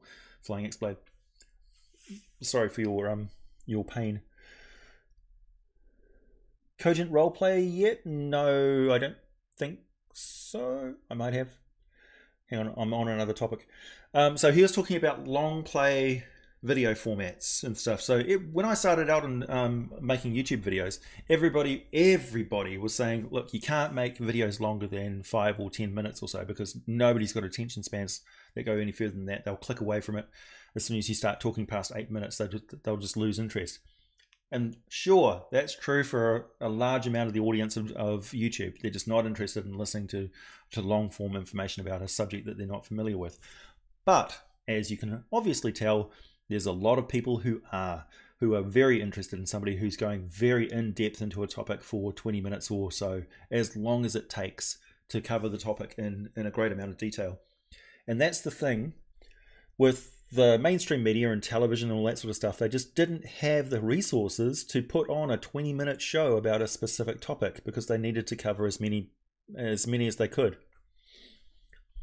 Clean my room. There's nothing wrong with my room. So when I make a video that's 20 minutes or 30 minutes long on a particular subject, then that's fine. Like, yeah, exactly, Inky. People watch it when they're commuting to work in their car, or they're listening to it over their headphones. They've like recorded it and they're listening to it at work with some like earbuds or something like that. That's fine. Or they listen to it to put them to sleep at night. That's perfectly fine.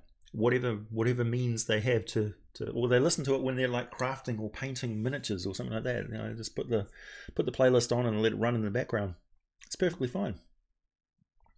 And people, oh cool, Jeff. I will, absolutely. Nothing will stop me.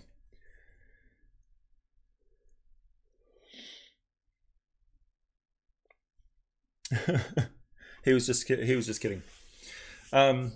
Jordan Peterson he's become a pivotal point because he's a philosopher. He's a modern day philosopher, and his point, Mifrog, his role in society is to generate conversation and to examine the situation of things. And yeah, he made some very good points in that.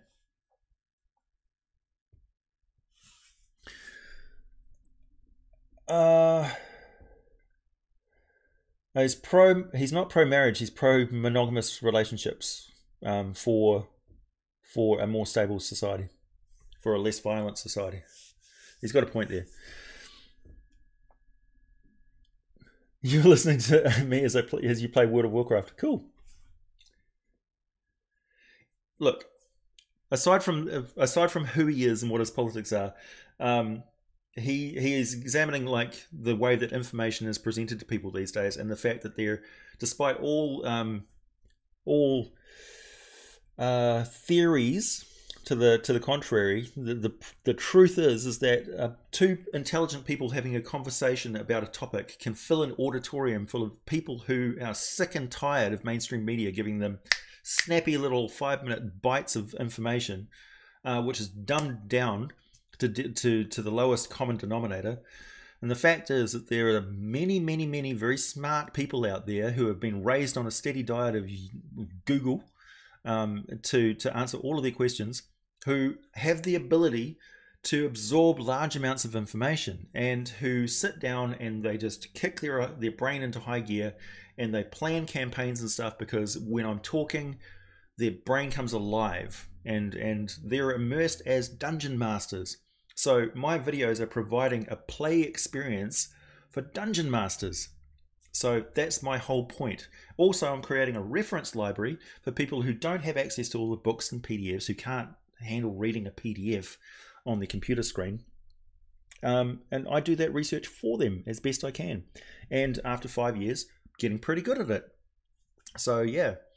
And I know my video topics are sort of all over the place. I'm trying to get more organized, but I do it because I love it. I'm not going to get into a conversation about that, Trevor. It's not what we're here for, man. We're here for D&D.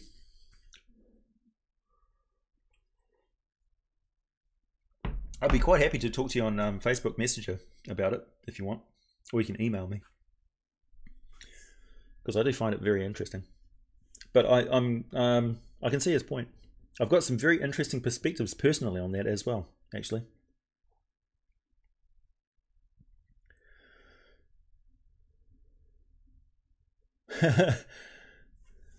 It sounds like he's talking pseudoscience.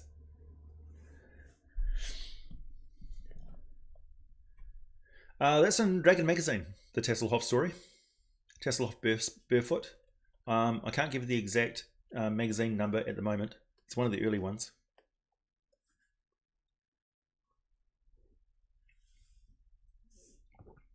Yeah, I'm quite happy with the way my style has developed as well, Aaron. And I'm quite happy with the way that people are encouraging me to get more into a conversational style, talking about just general topics as well.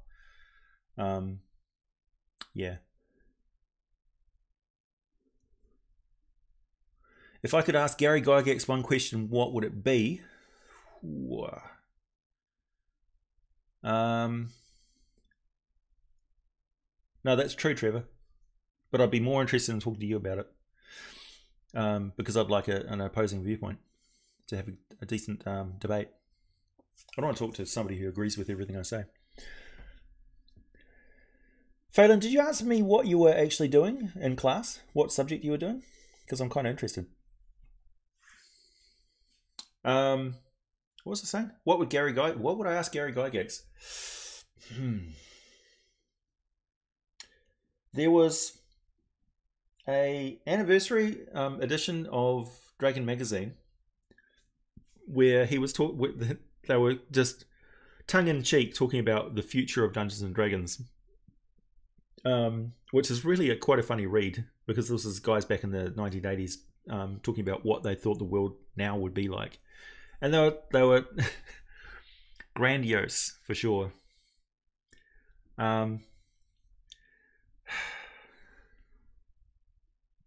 What would I ask Gary? I'll probably ask him, hey Gary, would you place my dice for me? I don't know. Probably nothing much. I'd be totally fanboying, I suppose. Wrestling, yeah. Raistlin. How do you pronounce his name? Raistlin? Razzle dazzle? Golden hourglass-eyed, Donald Trump-skinned, sickly motherfucker. That's what I'd call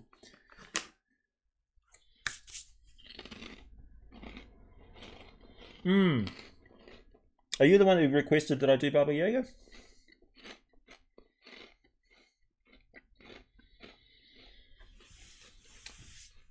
Can a succubus or incubus turn you into a vampire? Not officially.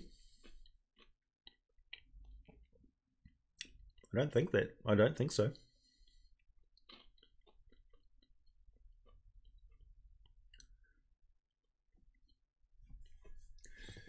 Yeah, Baba Yaga is an actual figure from folklore, so that would be an interesting video to make, I suppose.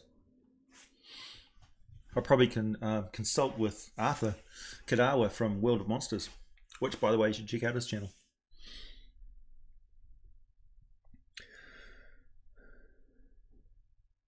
I'm sorry, I missed once again if you told me what subject you're currently in class for, Phelan. Has your class finished? Your class must have finished by now.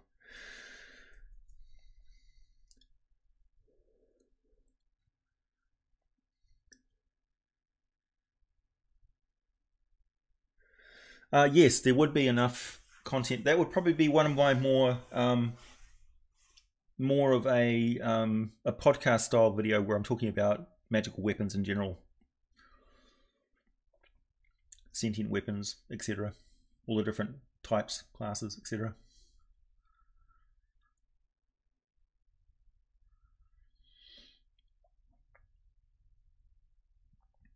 The first 12 to 18 books of Dragonlance were gold. Yep. Oh, wrestling class. Oh, I see. Interesting. Thanks, Justin. How come YouTube is saying you're playing D&D online? Where's the gameplay? Well, we kind of are, because we're immersed in the world of Dungeons and Dragons right now. It's all around us. I've got a D20 right here. 4.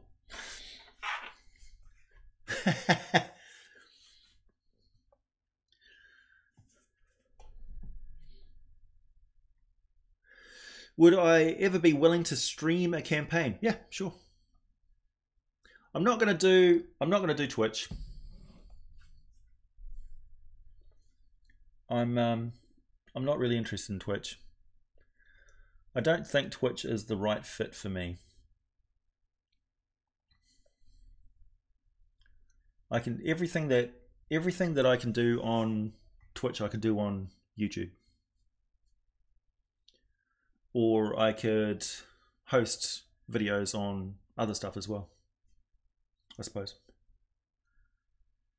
Oh yeah, sorry, Phelan, I saw that question. It's changed in how I plan things, and I'm much more of a sandbox DM than I ever was before. So I used to over prepare games and things and run everything off the map and stuff. These days I run things very narratively, and I prepare set encounters, like set piece encounters, with cool stuff that I've imagined happening, that I want to see happen in the game. So like it'll be classic monsters of Dungeons and Dragons that I want the players to experience fighting at least once in their D&D career. So I'll weave a beholder encounter somewhere into the story. You guys are all rolling to 20s. 8. It's getting better. So I'll weave the encounters into the story. So the players have free reign to investigate any clues or any leads or anything like that, follow their personal preferences, their goals, their background story, develop their character through NPC interaction and interaction mainly with their own characters in the group. And that will they'll follow leads and things as they talk to other characters in the game world, and they'll become immersed in the politics and the story that's going on, and they'll eventually seize on something that motivates all of them to cohesively work in the same direction.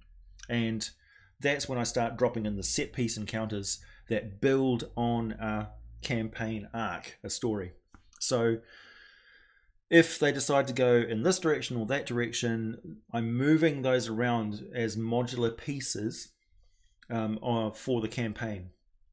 So it's much more fluid in what I do these days. So it avoids railroading the characters, because railroading the players, because the characters have got complete agency to do whatever they want, and it allows you to plan the encounters in detail, because they can't be disrupted, they can't be derailed. They're going to happen in whatever order needs to happen, but those set pieces are prepared and you can just drop them in. So it's like, here we go. We've now unlocked this milestone. So you can track the experience points, the experience progression of your characters in the game by those set piece encounters, those milestone encounters. So they're either going to resolve that situation and things are going to get worse, things are going to remain static, or things are going to get better. And when they resolve it in whatever way it happens, if they've role-played their characters well, then they progress in experience. If things are shit and everything's gone really bad and they just weren't on fire that particular game, maybe they don't level up.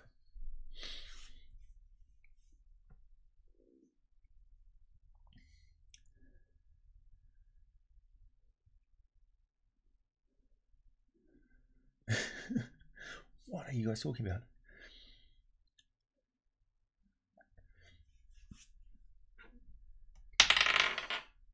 $16.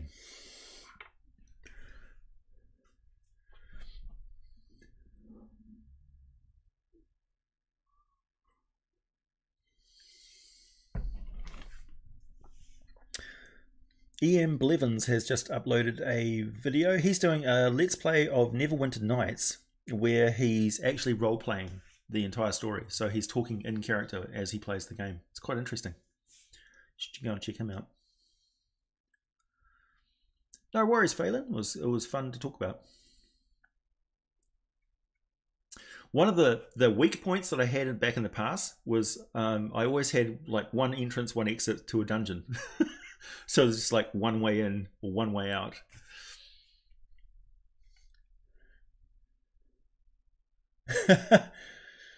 Sorry, Aaron, you get hit with axe poison. Save or die. Oh! Trapped in the soul can. Does Mistra have a sacred animal? I think she does, actually. I think she's got a totem animal. A symbolic animal. Can't remember what it is, though. It's probably like an owl or a raven or something. Yeah. I have many such stories.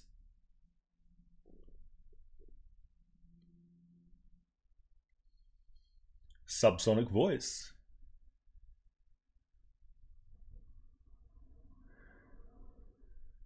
I don't know.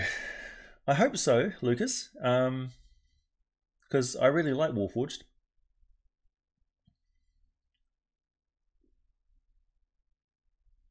Oh. Finish. Yeah, EverQuest was really good. Rollmaster's quite unique. I played the Neverwinter Nights to death.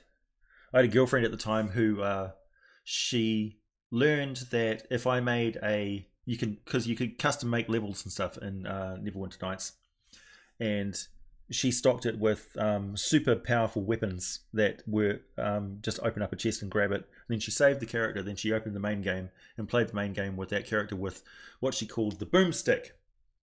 So you hit anything with that sword and it goes boom and explodes because it does an enormous amount of damage. So yeah, she didn't like games that were a challenge.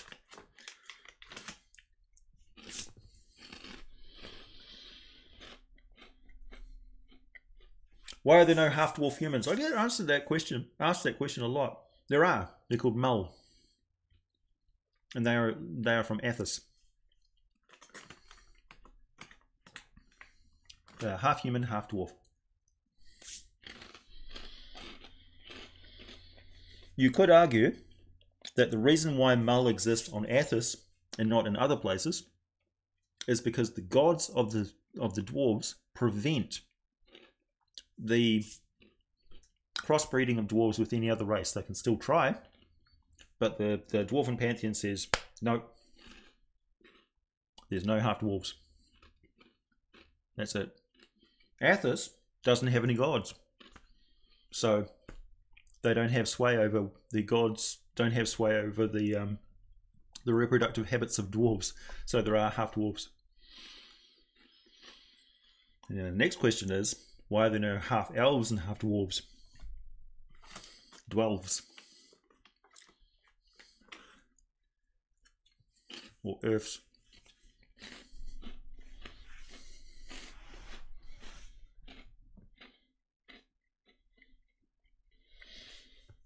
I don't know.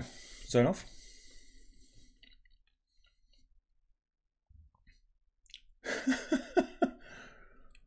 Yep.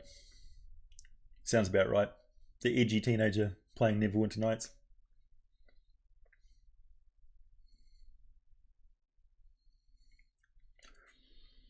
I don't think anybody's going to be overly affected by using profanity. I've certainly used a lot of profanity during this live stream, so it's fine.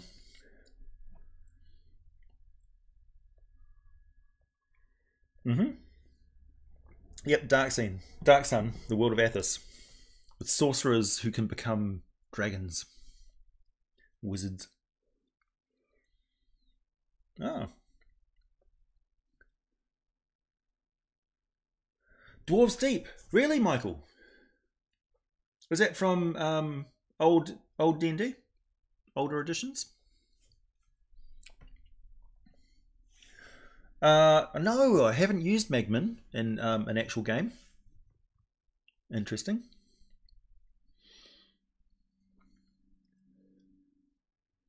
Mul, M-U-L, Carlos.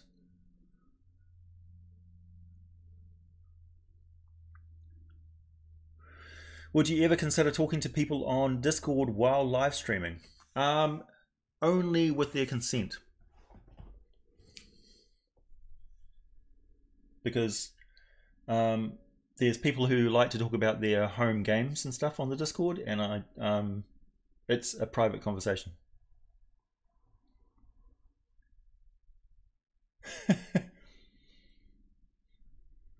I've got comments from my YouTube videos popping up here. Somebody's asking, what exactly did he mispronounce? I love it when people third person me in my my own comment feeds. It's like, I'm right here, man.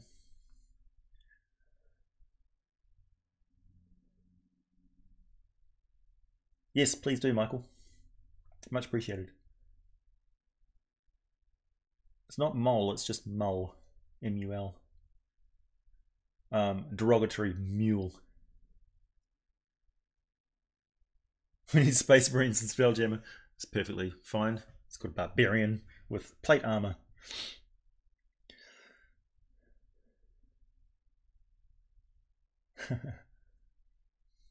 Well, you consent, sure, but people just can like pop in there, and I'd have to stop every 5 seconds and say, do you consent to this being live streamed? I suppose I could create a voice channel in there, which is, this is public voice channel.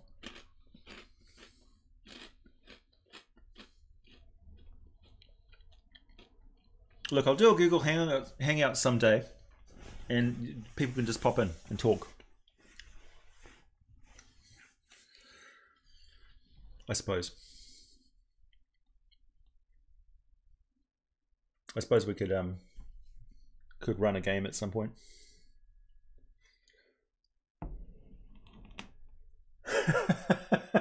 True. Wait, what sort of wrestling are you into?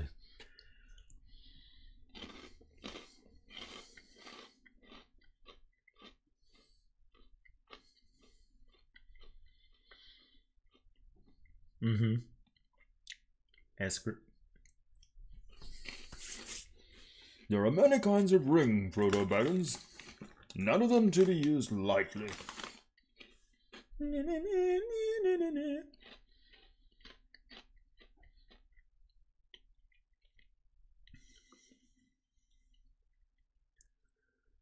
Yes, monkey bees were a real thing.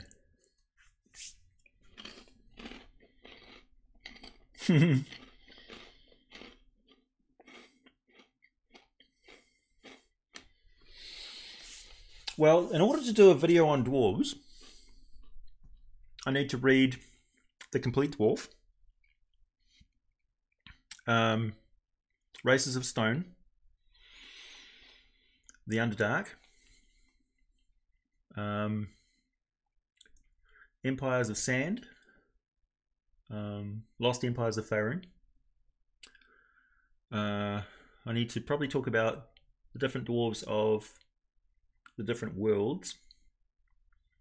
So, like, what's a gully dwarf? Shield dwarves, gold dwarves, wild dwarves, jungle dwarves. And, of course, I'd need to read Mordenkainen's Tome of Foes for the stuff on dwarves there. So, yeah.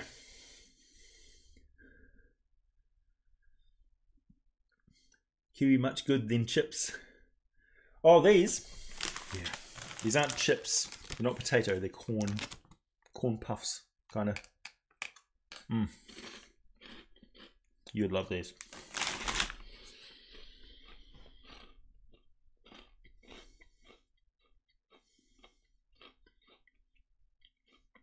I'll find Dwarves Deep. What edition was it, Michael? Was it produced by Wizards of the Coast, or was it Durzagon? Dwagar, covered in shame tattoos that left the people. Yeah, I like that bit of it. Hey, Locksteady.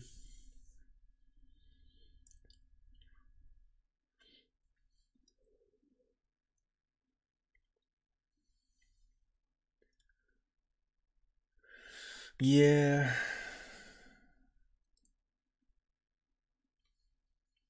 You can see my massive enthusiasm for doing videos on dwarves and elves, right?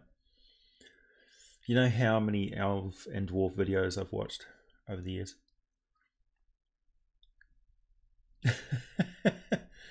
Worcestershire sauce, dwarves, Vegemite, Marmite. Thank you very much. I'm not an Australian. Actually, I'm equal opportunity. I don't mind Vegemite or Marmite. And orcs like blood. Yeah, it's true. We have orcs in New Zealand. I can show you pictures.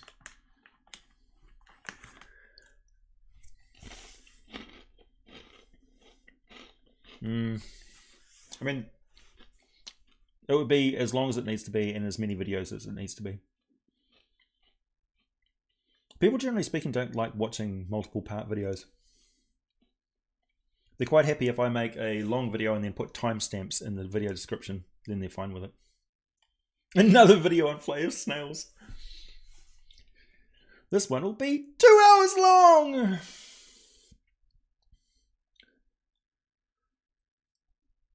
Oh, no, that'd be impossible. Humans would definitely be a multiple series.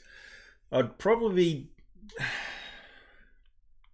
be more likely to talk about dwarves and elves and stuff in the Explorers series, where I'm talking about specific places and the people that live there, because you get a much more nuanced view of dwarven history and culture and stuff. Like I can talk about dwarven history, and then talk about the regions and stuff that they live in, because they're shaped by the people that they live with as well, alongside them. Bumper sticker. Yeah. The head of Vecna. Roll to save. 5. You did.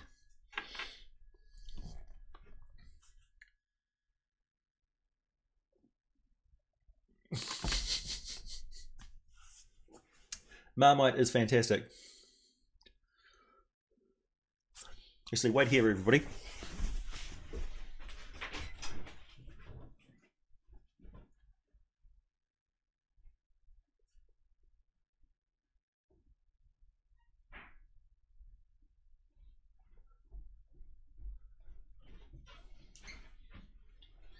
No self-respecting Kiwi does not have a jar of Marmite in their house.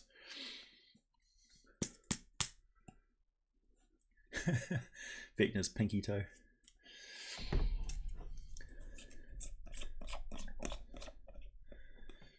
So, Marmite is a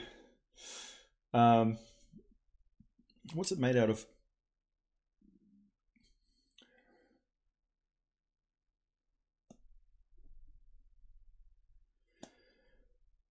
Yeast extract, yeast, sugar, salt, mineral salt, colour, which is basically burnt sugar caramel, corn, maltodextrin, iron, vitamins, lots of B vitamins, herbs and spices. So it's essentially a byproduct of like the brewing industry or something like that. And this is Marmite. Yeast. Ooh. It's, remember what I was saying about Kiwis liking strong flavors? Well, this is really, really strong. It's really, really sharp. Not exactly bitter. I guess you could call it an umami flavor. And it's really, really potent.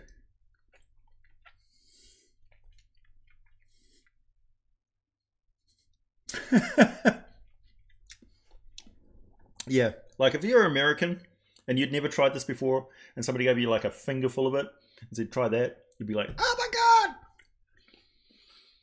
It's the exact opposite of Nutella.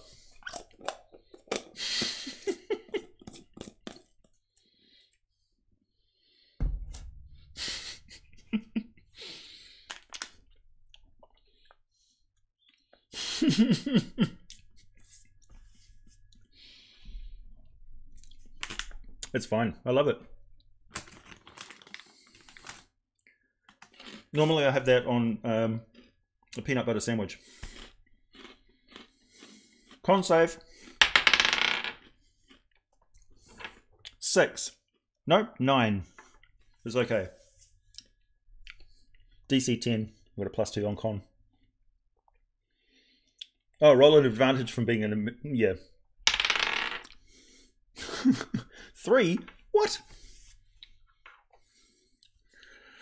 Yeah, so for the Americans, you'd have this very light covering of it, like a very light layer of it on a sandwich with butter, and you'd probably like it. It'd be all right. Yeah, it goes with butter. The exact opposite of Nutella.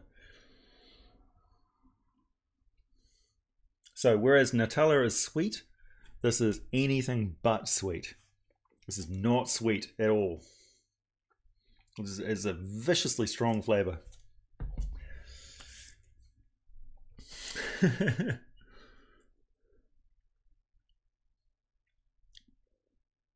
So you can order it from Sanitarium. Sanitarium Health and Wellbeing. It is fairly healthy.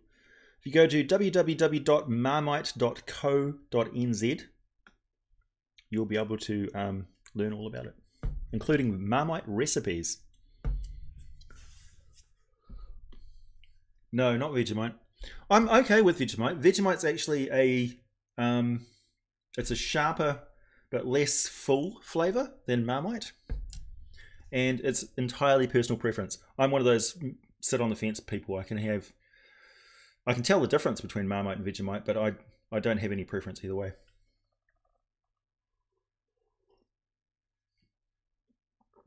Yeah, this doesn't have vitamin C in it though, so it won't prevent scurvy, but it's certainly some nourishing stuff. It's got a lot of energy in it and iron, lots of iron. Yeah, so as you can see, I could eat a spoonful of it, but I don't eat it for pleasure. I'm just eating to demonstrate that I am in fact a Kiwi that can eat a dollop of Marmite with no problems. Yeah. Hey Dina, nice to see you. How would I do firearms and bolt throwers? Exactly as they are in the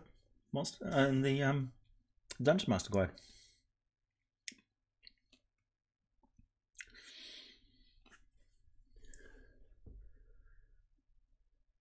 Oh man, that's harsh, David.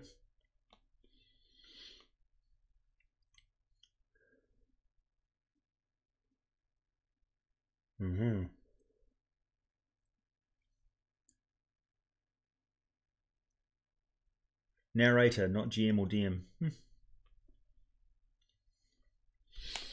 Well, folks, it's 2 hours. We're past the 2 hour mark. This will probably be our longest stream yet.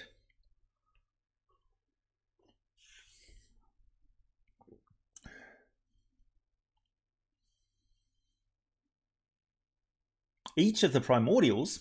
Do you know how many primordials there are? There's a list as long as my arm.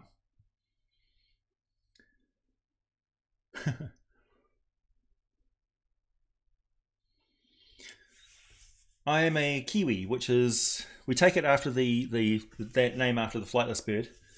The kiwi fruit, I know you guys call them kiwis, but they're actually called kiwi fruit. But it's an artificial name that we invented for the Chinese gooseberry. So, yeah. It's a Chinese fruit. Those brown furry things. And,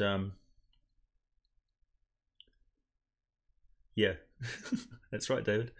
And actually kiwis are more prone to eating feijoas, which most Americans haven't heard of, which is also known as the pineapple guava in some places.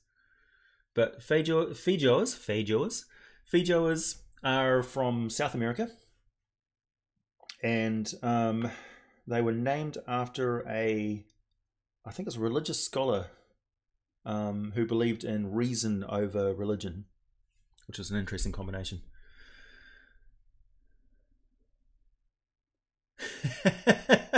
It's okay, Justin. Obviously, I am not limited by the amount of coffee that I have today. I came prepared with a keg of coffee.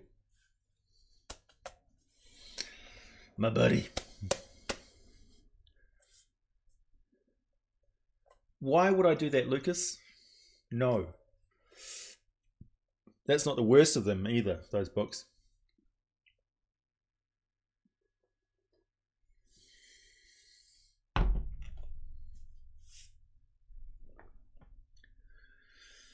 Yeah.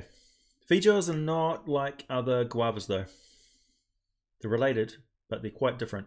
We grow them as hedge plants in New Zealand, generally speaking. Or we'll generally have like a lemon tree and a feijoa tree or something. And maybe a mandarin. We can't generally 2 liters? No. I don't know. No. I think it's about 1.25 liters, maybe. It's at least 1 liter. Yeah, maybe 1.25.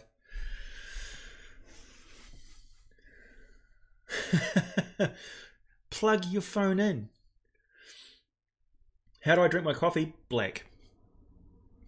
Like my Marmite. I drink it black and kind of lukewarm and very strong. Chocolate scorpions from Japan. Ooh, spicy. I've heard that if you smoke poisonous scorpions, you can get high. But I asked Snopes to confirm or deny that, and they never answered. So I imagine that they're all sitting around the office, stoned off their faces now, or dead. I don't know. +2 to intelligence, yeah.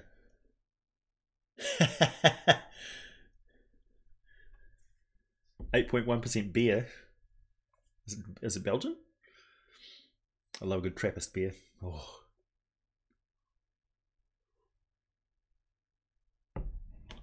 Don't want to eat ants. Bleh. Oh, I see. Really? It's not charging fast enough to at least maintain the status quo? That's not good. Maybe you need to close some other apps.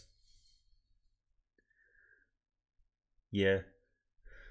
Peach, pomegranate, Christmas loquats, fig, and apple trees in my yard. Oh yeah, cool. We have let's see. My last place we had persimmon.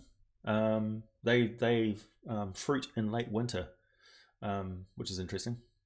Or like the start of winter, I should say. Yeah, and most people have got like lemon trees and mandarins and usually not an orange tree, but like a grapefruit maybe. And we can grow all types of vegetables and stuff. Can't grow mangoes. I don't know of anybody that grows mangoes in New Zealand, but we can grow pears, nashi pears, all stone fruit, all types of apples. Obviously, we're quite famous for growing apples in New Zealand. Mead, oh my god, Chase, yes. I am, after all, descended from Norwegians. Mead is my mother's milk. Mead is the best fucking thing in the world. Problem is, honey's really expensive, but I would most certainly brew my own mead if I could. If anybody wants to send me mead, for sure. Yeah, Dwarven Holy Water is. Yeah, that's right. Moon mead, that's the stuff.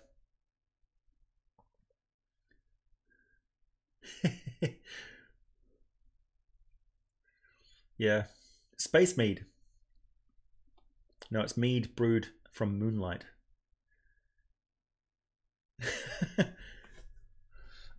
We get mangoes from Australia, so we don't really need to grow them in New Zealand. Also, mangoes and coffee and various other like tropical plants like that don't like frosts, and we have seasons of frost in New Zealand. So we can grow stuff that doesn't require more than a year to grow. Nice, Justin. My ancestors came over to New Zealand 145 years ago, so I'm about as Norse as anybody else, I suppose. Genetically, I'm Norwegian and Scottish and something else.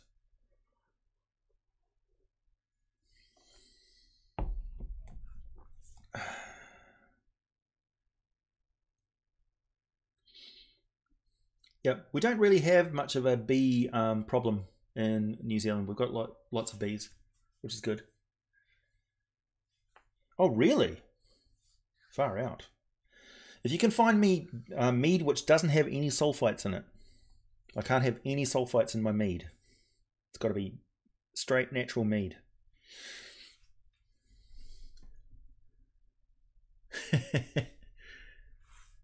One quarter Norwegian. Nice. We sure got around. Yeah. Well, Thor can drink the ocean. Well, he could probably drink a bit of the ocean. He certainly did. By mistake.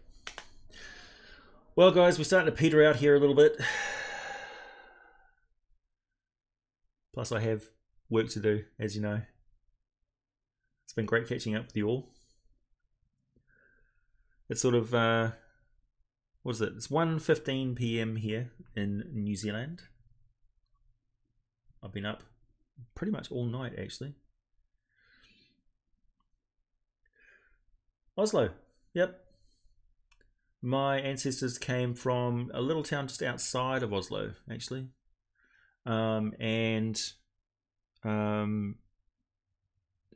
They were originally from, oh, well, my male ancestor was from Bolstad, which was closer to Bergen.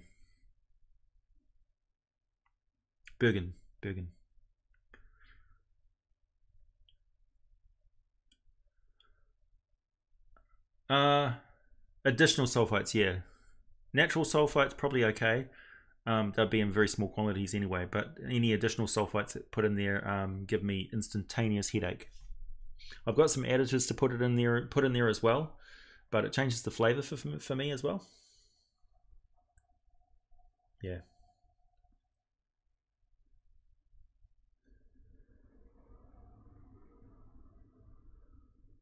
I don't know why Tatiana likes that hag so much.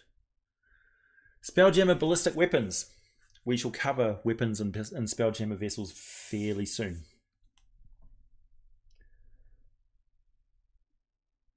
Oh, does it? Cool. Could you take a cutting of Yggdrasil? Yes, probably. Who knows what would happen?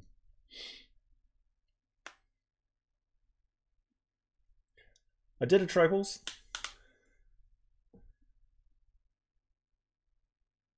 Thor.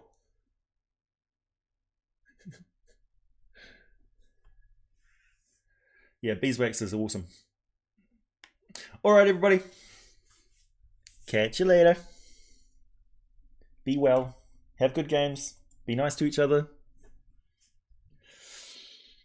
Be good. If you can't be good, be careful.